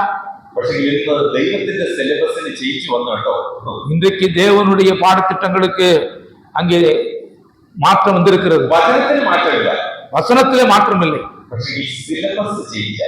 ஆனால் அந்த திட்டங்கள் மாற்றப்பட்டது. அங்கே அணுகுமுறை மாற்றப்பட்டிருக்கிறது. அது 1வது நூற்றாண்டு முதல் இன்று வரையிலும் அது ஒன்று போல வருகிறது. அதைத்தான் இனிமேல் நாம் சிந்திக்க போகிறோம். 1வது காரியம், നമ്മളെ തന്നെ പഠിപ്പിച്ചില്ല. 1வது நமக்கு நாமே கற்றுக் கொடுக்காவிட்டால், அல்லாவிட்டால் போதிக்காவிட்டால் தெய்வம் நம்மளை படிப்பிக்கும். தேவன் நமக்கு சொல்லிக் கொடுப்பார். தேவன் எப்படி சொல்லிக் கொடுப்பார் தெரியுமா? தெய்வம் நம்மளை படிப்பிക്കുന്നത്. தேவன் நமக்கு எப்படி கற்றுக் கொடுப்பார்? தெய்வம் நம்மளை எങ്ങനെ படிப்பிக்கிறது? தேவன் நம்மை எப்படி கற்றுக் கொடுப்பார்? നമ്മളെ പഠിപ്പിച്ചില്ലെങ്കിൽ, நமக்கு நாமே போதிக்காத பட்சத்தில், ഇപ്പൊ ഞാൻ ഇവിടെ നിങ്ങളെ പഠിപ്പിക്കുന്നു, നിങ്ങൾ അത് പഠിച്ചില്ലെങ്കിൽ, നിങ്ങൾ നിങ്ങളെ തന്നെ പഠിപ്പിച്ചില്ലെങ്കിൽ എങ്ങനെയാണ് ദൈവം പഠിപ്പിക്കുന്നത്? இதோ நான் உங்களுக்கு இப்பொழுது சொல்லிக் கொடுக்கிறேன், நீங்கள் இதை கேட்கிறீர்கள். நீங்கள் போய் உங்களுக்கு நீங்களே அதை சொல்லிக் கொடுக்காவிட்டால், உங்களுக்கு நீங்களே போதிக்காவிட்டால் என்ன நடக்கும்? ഇത് രണ്ടാമത്തെ പോയിന്റ് ആണ്. இது இரண்டாவது குறிப்பு. ഒന്നാമത്തെ പോയിന്റ് എന്ന് പറയുന്നത് speak to ourselves. നമ്മളോട് സംസാരിക്കണം. ஒன்றாவது குறிப்பு என்பது நாம் நமக்கு நாமே பேசிக்கொள்ள வேண்டும். രണ്ടാമത്തെ എന്ന് പറഞ്ഞാൽ, இரண்டாவது என்று சொன்னால் ദൈവം നമ്മളോട് സംസാരിക്കും. தேவன் நம்மோடு பேசுவார். Not in words, அவர் வார்த்தையினால் அல்ல, but in action. அவர் செயல்படுவார். പ്രവൃത്തിയിലൂടെ ദൈവം സംസാരിക്കാൻ പോവുകയാണ്. அவர் செயல்படுவதன் மூலமாக தேவன் பேசுவார். ഇപ്പം നമ്മുടെ കുഞ്ഞുങ്ങളൊക്കെ, കൊച്ചു കുഞ്ഞുങ്ങൾ, ഇവിടെ അങ്ങനെ കുശുമ്പോ അല്ലെങ്കിൽ പ്രശ്നമുള്ള കുഞ്ഞുങ്ങളൊന്നും ഇല്ല. இங்கே பிரச்சனை உள்ள பிள்ளைகள் ஒருத்தர் இல்ல. അപ്പൊ നമ്മുടെ കുഞ്ഞുങ്ങളെ കുരുത്തക്കേട് കാണിക്കാന്ന് വിചാരിച്ചു, இங்கே நம்முடைய பிள்ளைகள் சேட்டை பண்ணாங்கன்னு வச்சுக்கோங்க. അവരെന്തെങ്കിലും കാണിച്ചു കഴിഞ്ഞാൽ നമ്മൾ അവരെ ഒറ്റ നോട്ടമൊക്കെ നോക്കും. ആദ്യം முதல்ல அவங்கள ஒரு பார்வை பார்ப்போம். രണ്ടാമത് പറയും ശ്രദ്ധിച്ചിരുന്നില്ലെങ്കിൽ, ரெண்டாவது கையை காட்டுவோம், கவனமா இது. അതും കേട്ടില്ലെങ്കിൽ നമ്മൾ എന്ത് ചെയ്യും? அதுவும் கேட்கலைன்னா നമ്മള് ചെറുതായിട്ട് എന്തോ അതിന് പറയുന്നത്, கிள்ளி விடும். கிள்ளி விடும். കിള്ളി. ஒரு லேசா ஒரு கிள்ளி விடுவோம். അതും കേട്ടില്ലെങ്കിലോ? அதையும் கேட்கலைன்னா നമ്മളൊരു ആക്ഷൻ കാണിക്കും. நாம ஒரு காரியத்தை செய்வோம். வீட்டுக்கு வா, ബാക്കി അവിടെ വെച്ച് തരാം. வீட்டுல வச்சு. എന്താ ഇതിന്റെ കാര്യം? அதனுடைய காரியம் என்ன? ഇപ്പം വർക്കൗട്ട് ചെയ്യാൻ പറ്റത്തില്ല. இப்பொழுது அதை செய்ய முடியாது. ഒരു പക്ഷെങ്കിൽ ബാക്കിയുള്ളവരെല്ലാം ഒരു പക്ഷെങ്കിൽ ആ അമ്മായെ അല്ലെങ്കിൽ ആ അപ്പായെ ഒരു പക്ഷെങ്കിൽ വഴക്ക് പറയാൻ സാധ്യതയുണ്ട്. ஏதோ ஒருவேளை மீதம் உள்ளவர்கள் அந்த தகப்பனையோ தாயவோ அவங்க சண்டை பிடிக்கலாம். ഇങ്ങനെയാണോ കുഞ്ഞിനോട് പെരുമാറുന്നത്? இப்படித்தான் பிள்ளைகள்கிட்ட ஈடுபடுறதான். അത് പറയാതിരിക്കാൻ, அது சொல்லாமல் இருப்பதற்கு வீட்டுக்கு வா, നമ്മളെ ഒറ്റയ്ക്ക് ദൈവം കൊണ്ടുപോകും. நம்மை தனிமைப்படுத்துவார். നമ്മളെ ഒറ്റയ്ക്ക് ദൈവം കൊണ്ടുപോകും. நம்மை ஒற்றைப்படுத்துவார், அளவட்டால் தனிமைப்படுத்துவார். മരുഭൂമിയിലേക്ക് കൊണ്ടുപോകും. அங்கு வனாந்தரத்துக்கு கொண்டு போவார். എനിക്ക് അവനോട് ഹൃദ്യമായിട്ടൊന്ന് സംസാരിക്കണം. நான் அவனிடத்திலே நேரடியாக சரியாக பேச வேண்டும். വാക്കുകൊണ്ടല്ല, வார்த்தையினால் அல்ல, പ്രവൃത്തി. செயல்படுவதன் மூலமாக. ദൈവവചനത്തിൽ അങ്ങനെ സംസാരിച്ച എത്രയോ പേരുണ്ടെന്നറിയാം. தேவவசனத்திலே அப்படியாக தேவன் பேசின எத்தனையோ பேர் இருக்காங்க தெரியுமா? അതിനെന്തോ ഊർച്ചയാണെന്നറിയാം. அதற்கு எவ்வளவு கூர்மை இருக்கிறது தெரியுமா? ഞാൻ വിശദീകരിച്ചു തരാം. நான் அதை உங்களுக்கு விரிவாக சொல்லுகிறேன். അതോടെ കഴിയുമ്പോൾ നമ്മുടെ ഇപ്പോഴത്തെ രാവിലത്തെ സെഷന്റെ സമയം കഴിയും. அதோடு கூட இந்த நேரம் முடிவடைகிறது. யோபின் புஸ்தகம், யோபின் புஸ்தகம் 6ஆம் அத்தியாயம். 6வது அதிகாரம். யோபு 6. யோபின் புஸ்தகம் 6ஆம் அத்தியாயம். யோபு 6ஆம் அதிகாரம். അതിന്റെ 18ാമത്തെ വാക്യമായി. அதனுடைய 18வது வசனம். 18ാമത്തെ വാക്യം വായിക്കും. அவைகளுடைய வழிகளின் போக்குகள் இங்குமங்கும் பிரியும். 5ന്റെ 18 5:18.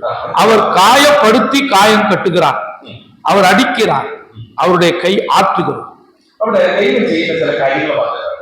அங்கே தேவன் செய்த சில காரியத்தை சொல்லி இருக்கு. അതിന്റെ 17ാമത്തെ വാക്യം കൂടെ നോക്കി, 5ന്റെ 17 നോക്കി. இதோ தேவன் தண்டிக்கிற மனுஷன் பாக்கியவான், ஆகையால் சர்வ வல்லவருடைய சிற்றையை அற்பமாக எண்ணாதிரும். അവിടെ verse 17, 17ാം വാക്യം. ஆகையால் ദൈവം ശാസിക്കുന്ന മനുഷ്യൻ ഭാഗ്യവാൻ. தேவன் சிற்றிக்கிற மனுஷன் பாக்கியவான். தண்டிக்கிற மனுஷன், തമിഴിൽ എങ്ങനെ? தண்டிக்கிற. ദൈവം ശാസിക്കുന്ന മനുഷ്യൻ, தேவன் தண்டிக்கிற மனுஷன். പക്ഷേ അതിന്റെ ഒറിജിനൽ എന്താണ് മീനിങ് എന്നറിയാം? அங்கே அது உண்மையில அசல் என்ன இருக்கு தெரியுமா? Happy is the man who God corrected. அதாவது தேவனால் அங்கே ஒழுங்குபடுத்தப்படுகிற மனுஷன் சந்தோஷப்படுவான். എന്ന് പറഞ്ഞാൽ ദൈവം കറക്റ്റ് ചെയ്യുന്ന മനുഷ്യൻ ഭാഗ്യവാൻ என்று சொன்னால் தேவன் ஒழுங்குபடுத்துகிற மனுஷன் பாக்கியவான். അതായത് ഒരു തെറ്റ് കാണിക്കുമ്പോൾ അവനെ കറക്റ്റ് ചെയ്യുന്ന ദൈവം അങ്ങനെ ചെയ്യുന്നെങ്കിൽ we are happy, we are lucky, we are blessed. நமக்கு ஒரு தவறு செய்யும் பொழுது தேவன் அதை சரிப்படுத்துவாரானால் நாம் சந்தோஷம் உள்ள பிள்ளைகள், நாம் பாக்கியவான்கள். നമ്മുടെ കുഞ്ഞുങ്ങൾ തെറ്റ് ചെയ്താൽ അവരെ നമ്മൾ കറക്റ്റ് ചെയ്യും. நம்முடைய பிள்ளைகள் தவறு செய்வார்களானால் அவர்களை நாம் சரிப்படுத்த வேண்டும். നമ്മൾ വീട്ടിലോട്ട് പോകുമ്പോ എത്രയോ കുഞ്ഞുങ്ങൾ തെറ്റ് ചെയ്യുന്നു, നമ്മളതിനെ അവരെ കറക്റ്റ് ചെയ്യാൻ പോകുന്നില്ല. நம்ம வீட்டுக்கு போகும்போது எத்தனையோ பிள்ளைகள் தெருவுல தப்பு பண்றாங்க, அவங்கள நாம சரிப்படுத்த முடியாது. പക്ഷെ നമ്മൾ നമ്മുടെ കുഞ്ഞുങ്ങളെ ശരിയാക്കുക, കറക്റ്റ് ചെയ്യും. ஆனால் நாம் நமது பிள்ளைகளை சரிப்படுத்துகிறோம். അങ്ങനെയാണെങ്കിൽ ദൈവം എന്നെ കറക്റ്റ് ചെയ്യുകയാണെങ്കിൽ ഞാൻ അനുഗ്രഹിക്കപ്പെട്ടവനാണ്. அப்படியானால் தேவன் என்னை சரிப்படுத்துவாரானால் நான் ஆசீர்வதிக்கப்பட்டவன். തമിഴിൽ നമ്മളെ ദണ്ഡിപ്പിക്കുകയാണെങ്കിൽ, தமிழ்ல தேவன் நம்மை தண்டிப்பாரானால், നമ്മളെ ശിക്ഷിക്കുകയാണെങ്കിൽ, நம்மை சிட்சிப்பாரானால், മലയാളത്തിൽ പറഞ്ഞിരിക്കുന്നത് ശാസിക്കുക എന്നാണ്. மலையாளத்தில் சொல்லப்பட்டிருக்கிறது அங்கே சாசித்தல், கண்டித்தல், கண்டித்து பேசுறது, വാക്കുകൊണ്ട് കറക്റ്റ് ചെയ്യുക, வார்த்தையை கடினமாக பேசி சரிப்படுத்துதல். പക്ഷെങ്കിൽ ദൈവം കറക്റ്റ് ചെയ്യുന്നത് ഏതൊക്കെ തരത്തിലാണ്? ஆனால் தேவன் எவ்விதமாக நம்மை எந்தெந்த நிலைமைகளிலே சரிப்படுத்துகிறார்? ഇവിടെ നമ്മൾ ദൈവസന്നിധിയിലായിരിക്കുകയാണ്. இங்கே நாம் தேவ சன்னிதானத்தில் இருக்கிறோம். ദൈവത്തിന് നമ്മളെ കറക്റ്റ് ചെയ്യണമെന്ന് ആഗ്രഹമുണ്ട്. தேவன் நம்மை சரிப்படுத்த விரும்புகிறார், அல்லாவிட்டால் ஒழுங்குபடுத்த விரும்புகிறார். அதுக்கு தான் பைபிள் கிளாஸ் நடக்குது, ഞായറാഴ്ച ദൈവോപദേശ ശുശ്രൂഷയുള്ളത്, அதுக்கு தான் ஞாயிற்றுக்கிழமை தேவவசனம் சொல்லப்படுகிறது. தேவன் நம்மை ஒழுங்குபடுத்த சீர்படுத்த விரும்புகிறார். நாம் அதை கேட்காவிட்டால், நாம் அதுக்கு கீழ்ப்படியாவிட்டால் இனி தேவன் என்ன செய்வார் தெரியுமா? 18வது வசனம், அவர் காயப்படுத்தி அவர் காயப்படுத்துகிறார், காயம் கட்டுகிறார். സംസാരിച്ച് കേട്ടില്ലെങ്കിൽ അവൻ നമ്മളെ മുറിക്കും. കായപ്പെടുത്തും അല്ലെ? അതിന്റെ മീനിങ് காயப்படுத்தினா வெட்டி காயப்படுத்த முறிக்கும். அங்கே நாம் அவர் பேசுவதற்கு கீழ்ப்படிந்து நாம் சரிபடாவிட்டால் அவர் நம்மை காயப்படுத்துவார், வெட்டுவார். முறிக்கும் என்று പറഞ്ഞാൽ എനിക്ക് നോവത്തക്ക നിലയിൽ എന്നെ വേദനിപ്പിക്കും ദൈവം. காயப்படுத்துவார் என்று சொன்னால் எனக்கு வலி உண்டாகக்கூடிய நிலைமையிலே என்னை அவர் வெட்டி காயப்படுத்துவார். നമ്മുടെ കുഞ്ഞുങ്ങളെ നമ്മൾ പറഞ്ഞ് അവരനുസരിച്ചില്ലെങ്കിൽ, മാതാപിതാക്കളായ ഞാനും നിങ്ങളും അവരെ നോവിക്കുമെങ്കിൽ ദൈവവും ഇത് തന്നെ ചെയ്യുന്നത്. நம்முடைய பிள்ளைகள் நாம் சொல்லுவதை கேட்காத நிலைமையிலே அவர்களை சரிப்படுத்தும்படியாக அவர்கள் வேதனை அடையக்கூடிய அளவுக்கு அவர்களுக்கு தண்டனை கொடுப்பவரால் நம்முடைய தேவனும் அதைத்தான் நம்மிடத்திலே செய்கிறார். அவர் என்னை முறிക്കുന്നു, அவர் என்னை காயப்படுத்துகிறார், காயம் கட்டி நம்மை சுயப்படுத்துகிறார். தெய்வம் முறிச்சிட்டு கிளியர் செய்து மருந்தொക്കെ വെച്ച് கெட்டிவிடும். தேவன் நம்மை காயப்படுத்தி அந்த காயங்களுக்கான மருந்தெல்லாம் போட்டு அதை கட்டி விடுகிறார். பாருங்கள், காயப்படுத்துகிறார், அந்த காயத்தை கட்டுகிறார். ஏதோ என்னுடைய வாழ்க்கையிலே தேவன் என்னை காயப்படுத்துவாரானா, தேவன் நமக்கு ஆறுதலையும் கொடுப்பார். தேவன் நம்மை அளவைப்பாரானால் நம்முடைய கண்ணீரையும் அவர் துடைப்பார்.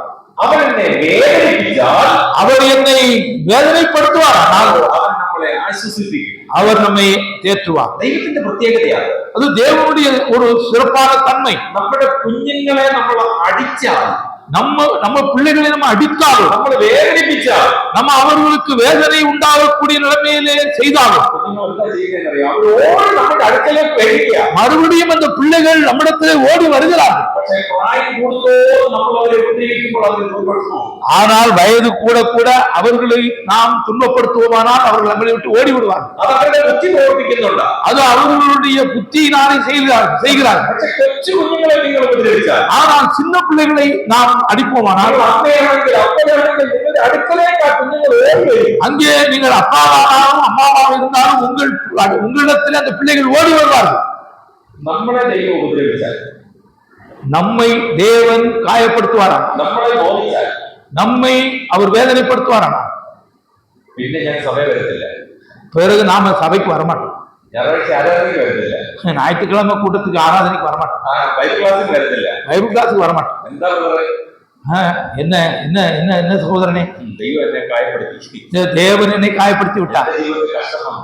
என்னுடைய வாழ்க்கையில கஷ்டம் வந்தது. ഞാൻ വിചാരിച്ചു സഭ വരുമ്പോ ഒരു കഷ്ടവും ഇല്ലെന്നാ വിചാരിച്ചു. நான் நினைச்சேன் சபைக்கு வந்தா எந்த கஷ்டமும் வராதுன்னு நினைச்சேன். ഒരു അസുഖവും വരത്തില്ലെന്നാ വിചാരിച്ചു. ஒரு சுகம் வீரம் ஒண்ணும் வராதுன்னு நினைச்சேன். നമ്മുടെ ആരും മരിച്ചു പോകില്ലെന്നാ വിചാരിച്ചേ. நான் ஒருத்தர் சாக மாட்டோம்னு நினைச்சேன். പക്ഷേ നമ്മുടെ ജീവിതത്തിൽ ദൈവം നമ്മളെ എന്ത് ചെയ്യാനാ പോകുന്നത്? ദൈവം നമ്മളെ നോവിക്കുകയാണ്. நம்முடைய வாழ்க்கையிலே தேவன் நம்மை அவர் வேதனைப்படுத்துகிறார். உதாரணம், എന്റെ കൈ മുറിഞ്ഞിരിക്കുകയാണെന്ന് വിചാരിച്ചു. ஏதோ என்னுடைய கையை தேவன் இப்படியாக ஒடித்து விட்டார் வைத்துக் கொள்ளுங்கள். ഞാൻ അതിനെ ദൈവത്തോട് കെട്ടി அந்த தேவன் அந்த அந்த அந்த ஒடிவை எல்லாம் அவர் கட்டுகிறார். മുറിച്ചു, அவர் காயப்படுத்துகிறார், കെട്ടി വെച്ചു. அதை கட்டுகிறார். എന്തിനാ കെട്ടി വെച്ചേക്കുന്നത്? எதுக்கு கட்டி வைத்திருக்கிறார்? മുറിവ് കരിയുന്നതിന് വേണ്ടിയാണ്. அந்த காயம் சுகமடைவதற்காக. അത് ഒരു ടൈം എടുക്കും, ഒരു ടൈം എടുക്കും, ഒരു പീരീഡ് എടുക്കും. அங்கே அதுக்கு ஒரு நேரம் இருக்கு, அதுக்கு ஒரு காலம் இருக்கிறது. കെട്ടി വെച്ചാൽ ഒരു 7 ദിവസം കഴിയുമ്പോൾ നാം ഒരു പൊറുവ് ഒന്ന് ഉണങ്ങി ശുദ്ധമാവുകയൊക്കെ ചെയ്യും. அந்த காயத்தை ஒரு 7 நாள் கட்டி வைத்தால் 7 நாள் பிற்பாடு அது உணர்ந்து அது நன்றாக உலர்ந்து அது என்ன செய்யும், காயம் அது சுகமாகும். இது 7 ദിവസത്തെ പീരീഡ് ഉണ്ട്.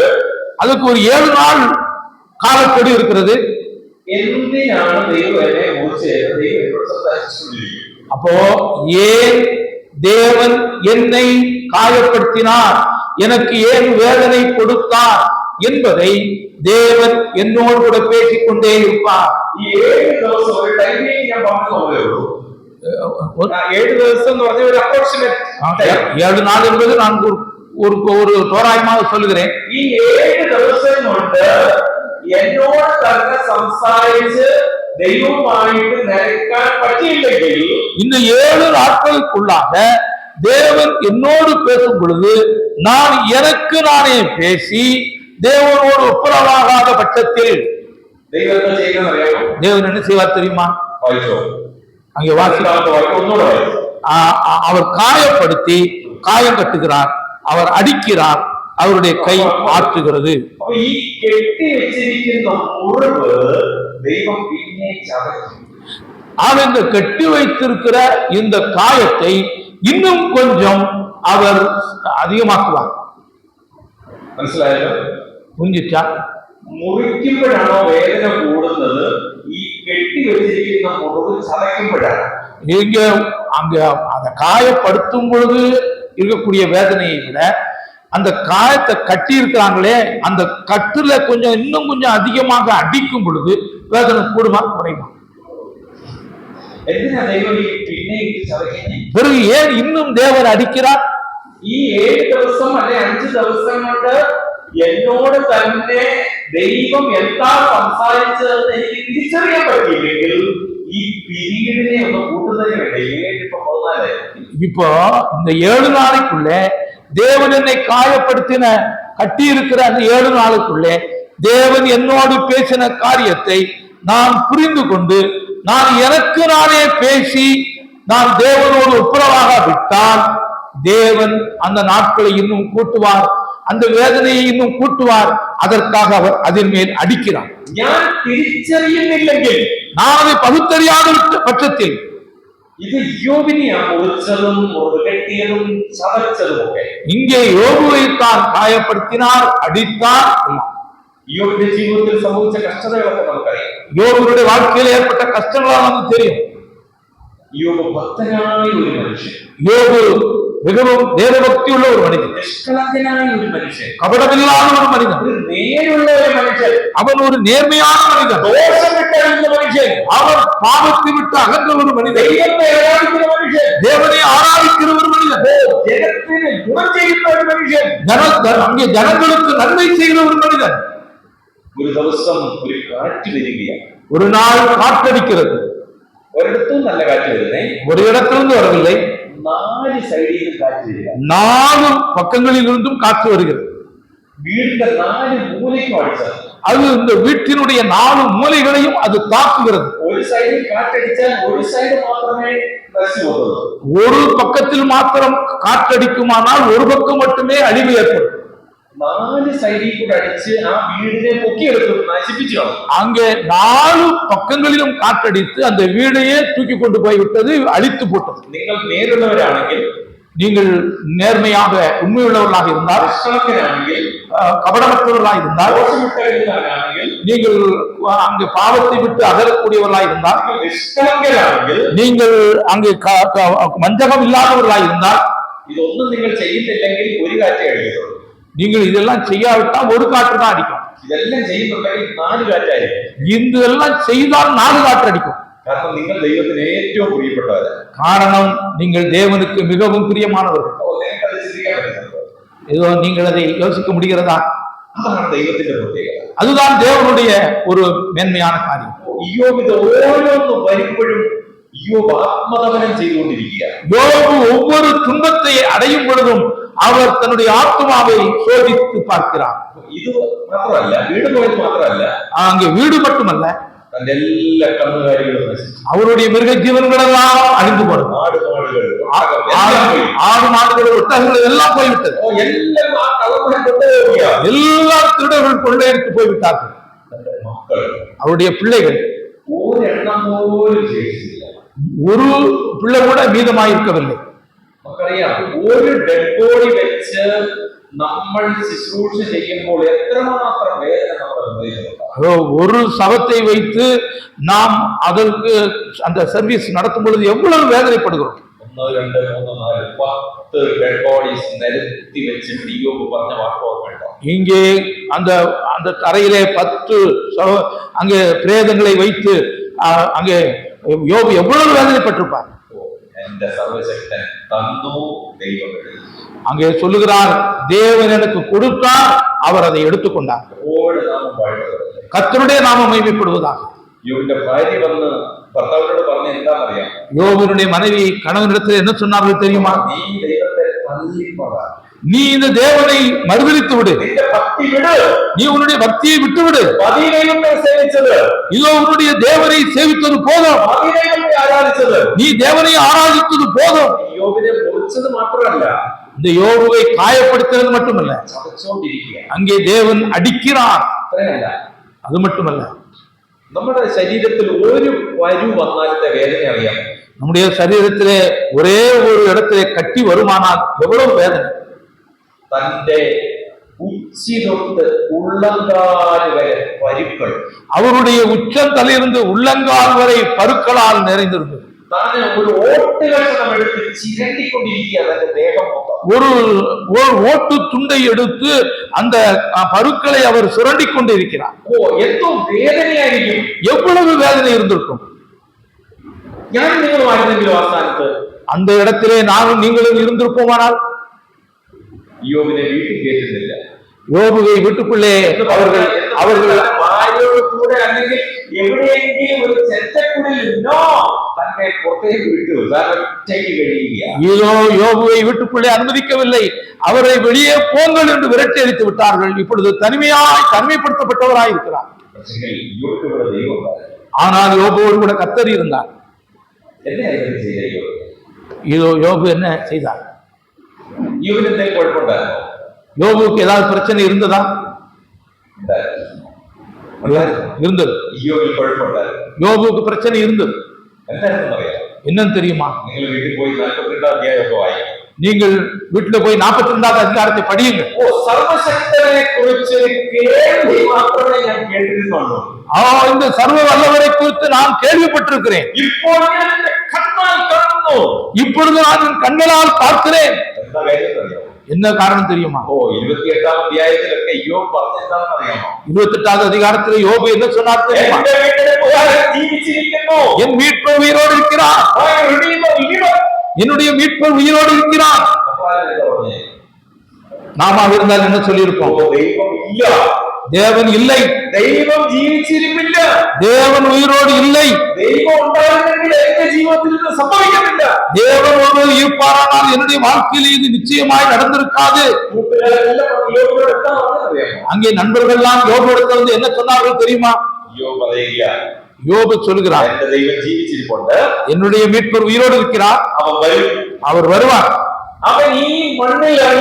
அவர் இந்த பூமியின் மேல் நிற்பார், அவர் இறங்கி வந்து என்னோடு பேசுவார், உங்களோடு பேசுவார். இதை சொல்வதற்கான தைரியம் நமக்கு இருக்கிறதா? നമ്മൾ അതൊക്കെ അങ്ങ് ഭാവിയിൽ ഒരുപോലെ കർത്താവ് വരുന്ന കാര്യമായിട്ടൊക്കെ അവസാനിക്കുന്നത്. இதோ அவர் கர்த்தர் எதிர்காலத்திலே வரப்போகிற காரியத்தை குறித்து சொல்லுகிறார். അതൊക്കെ പറഞ്ഞോ, കുഴപ്പമില്ല. அதெல்லாம் சொல்லிக்கோ. ஆனால் யோபு சொல்லுகிறார், ഈ ശരീരത്തിലെ മുറിവ് കരിയുന്നതിന് മുമ്പ് എന്റെ അടുത്ത് ദൈവം இதோ என்னுடைய சரீரத்தில் இருக்கக்கூடிய இந்த காயம் குணமாவதற்கு முன்னதாக அவர் வருவார், വന്ന് സംസാരിക്കും, அவர் வந்து பேசுவார். அப்படி வந்தாரா? ചുഴലിക്കാറ്റിൽ തമ്പുരാൻ ഇറങ്ങി വന്ന് യോബിന്റെ അടുത്ത്, அங்கே சுழல் காற்றிலே கர்த்தராகிய தேவன் இறங்கி வந்து யோபுவோடு பேசுகிறார். ആ ദൈവത്തെ ഞാൻ ഒന്ന് കേട്ടിട്ടേ ഉള്ളായിരുന്നു. இதோ யோபு சொல்லுகிறார், நான் தேவனை பற்றி கேள்விப்பட்டு Now I can see more clearer. நான் இப்பொழுது கர்த்தரை பார்க்கிறேன். എന്റെ കർത്താവിനെ എനിക്കിപ്പോൾ നന്നായിട്ട് കാണാൻ പറ്റും. என்னுடைய ஆண்டவரை இப்பொழுது நன்றாய் நான் பார்க்கிறேன். ദൈവം നമ്മളെ അല്ലെങ്കിൽ ദൈവം നമ്മളോട് സംസാരിച്ചാൽ, தேவன் நம்மோடு பேசுவாரானா? ദൈവം നമ്മളോട് പ്രവൃത്തിയിലൂടെ സംസാരിച്ചാൽ, தேவன் செயல்பாடுவதின் மூலமாக நம்மோடு பேசுவாரானா? God break us. இதோ அவர் நம்மை காயப்படுத்துவாரானா? ദൈവം നമ്മളെ തകർത്ത് തരിപ്പണമാക്കത്തില്ല. தேவன் நம்மை அடித்து நொறுக்கி ஒன்றுமில்லாமல் செய்ய மாட்டார். He is going to build us. அவர் நம்மை திரும்பவும் கட்டுவார். പണിയാനായിട്ട് പോവുക. அவர் நம்மை திரும்ப கட்டப் போகிறார். എന്തൊക്കെ നഷ്ടപ്പെട്ടോ, എത്രയും മടങ്ങായി കിട്ടുന്നത്. இதோ எவ்வளவெல்லாம் அவர் இழந்தாரோ எத்தனை மடங்கு அவர் திரும்ப பெற்றார். നമ്മളായിരുന്നെങ്കിൽ ദൈവത്തോട് പറഞ്ഞേനെ, நாமெல்லாம் நாம இருந்திருப்போமானால் தேவனிடத்தில் எப்படி சொல்லியிருப்போம்? കർത്താവേ, എനിക്ക് വന്ന പരിവിന്റെ പകുതി കൊണ്ടാട്ടിക്ക് കൊടുക്കണം. ஆண்டவரே, நான் அனுபவித்துக் கொண்டிருக்கிற இந்த பருக்கடினால் அனுபவித்துக் கொண்டிருக்கிற இந்த வேதனையிலே பாதி என் மனைவிக்கு தாரும். നമ്മളത് എങ്ങനെയൊക്കെ പറഞ്ഞേ, நாம இருந்தாலும் அப்படித்தான் சொல்லியிருக்கோம். യോബൊന്നും പറഞ്ഞു. யோபு ஒன்றுமே சொல்லல. ഒരു foolish, ഒരു മണ്ടി സംസാരിക്കുന്ന പോലെ നീ സംസാരിച്ചു. நீ ஒரு பைத்தியக்காரி பேசுகிறது போல பேசுகிறாய். നീ ദൈവത്തെ കുറിച്ച് ഇങ്ങനെയാണോ പറഞ്ഞത്? நீ தேவனை பற்றி இப்படித்தான் சொல்லுவாயா? എന്റെ ദൈവത്തെ കുറിച്ച് മറ്റുള്ളവരോട് ഞാൻ മനസ്സിലാക്കി കൊടുക്കും. இதோ என் தேவனை குறித்து மற்றவர்கள் புரிந்து கொள்ளக்கூடிய நிலைமையிலே நான் சொல்லிக் கொடுக்க வேண்டும். ഈ ലോകത്തിൽ യോബിന്റെ മക്കളോട് സ്നേഹം വേറെ അതുപോലെ മക്കളെ അവിടുത്തെ இந்த உலகத்திலே யோபுவினுடைய பெண் பிள்ளைகளைப் போல அழகுள்ளவர்கள் உலகத்திலே யாருமே இல்லை. എല്ലാം ഇരട്ടിയായിട്ട് കൊടുത്തു. எல்லாவற்றையும் இரட்டிப்பாக கொடுத்தார். ഭാര്യ മാത്രം ഇരട്ടി കൊടുത്തില്ല. மனைவியை ரெண்டா கொடுக்கல. അതെപ്പോഴും നമ്മുടെ കൂടെ കാണും. அவள் எப்பொழுதுமே நம்மோடு கூட இருக்கிறார். എന്ന് പറഞ്ഞാൽ ആ കുരിശെപ്പോഴും നമ്മുടെ കൂടെ ഉണ്ടാവും. அந்த சிலுவை நம்மோடு கூட இருக்கும். ഭാര്യ കുരിശെന്നല്ല ഞാൻ പറഞ്ഞത്, மனைவி சிலுவை என்று சொல்லவில்லை. പ്രശ്നങ്ങളൊക്കെ നമ്മുടെ കൂടെ ഉണ്ടാവും. இந்த பிரச்சனைகள் எல்லாம் நம்மோடு கூட இருக்கும். എന്ന് പറഞ്ഞാൽ നമ്മളെ ഉപദ്രവിക്കാനുള്ളതെല്ലാം നമ്മുടെ കൂടെ ഉണ്ടാവും. இதோ நம்மை துன்பப்படுத்துவதற்கான எல்லா காரியங்களும் நம்மோடு கூட இருக்கும். ഇതൊന്നും ദൈവത്തിൽ നിന്ന് തന്നെ അകറ്റാനില്ല. ஆனால் ஒன்றினாலும் தேவனை விட்டு நான் விலகுவதற்கு முகாந்திரமாக இருக்கக்கூடாது. ദൈവം നമ്മളെ തകർത്താൽ, தேவன் நம்மை அங்கே நொறுக்குவாரானால், தேவன் நம்மை ஆசீர்வதிக்க போகிறார் என்று அர்த்தம்.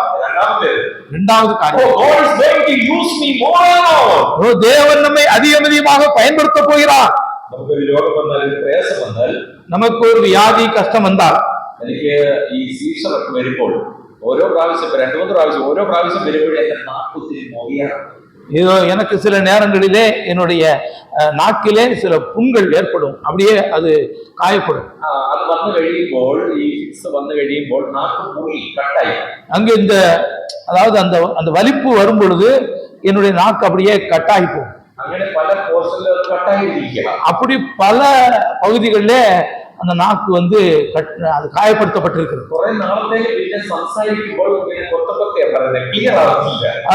அதனால கொஞ்ச நாளைக்கு பேசும் பொழுது அது தெளிவா பேச முடியாது. அப்ப ഞാൻ ദൈവത്തോട് പറയുന്നത്, ഞാൻ എങ്ങനെ പ്രസംഗിക്കുന്നേ? அப்ப நான் கர்த்தர்கிட்ட கேட்பேன், ஆண்டவரே இது எப்படி நான் பிரசங்கம் பண்றது? ഞാനിപ്പോ സംസാരിക്കുമ്പോൾ നിങ്ങൾക്ക് മനസ്സിലാകുന്നുണ്ടോ? இது நான் இப்ப பேசும்பொழுது உங்களுக்கு ஏதாவது பிரச்சனை தெரியுதா? ക്ലിയർ ആണോ? അതോ இது நம்ம தெளிவா இருக்குதா இல்லையா? கர்த்தர் பயன்படுத்துகிறார். கஷ்டம் வந்தாலும் வேதனை வந்தாலும் கஷ்டங்களும் வேதனைகளும் வந்தாலும் தேவன் நம்மை பயன்படுத்த சித்தம் கொண்டிருக்கிறார். தேவன் நம்மோடு பேசுகிறார். ஆனால் வாக்கினால் அல்ல, செயல்பாட்டின் மூலமாக. நாம் நமக்கு நாமே பேசிக்கொள்ள வேண்டும். தேவன் நம்மோடு கூட பேசுவார். அதுதானே ஆத்ம தபனம் என்று சொல்லுவார். கர்த்தர் இந்த வார்த்தைகளால் நம்மை ஆசீர்வதிப்பாராக. ஆமென்.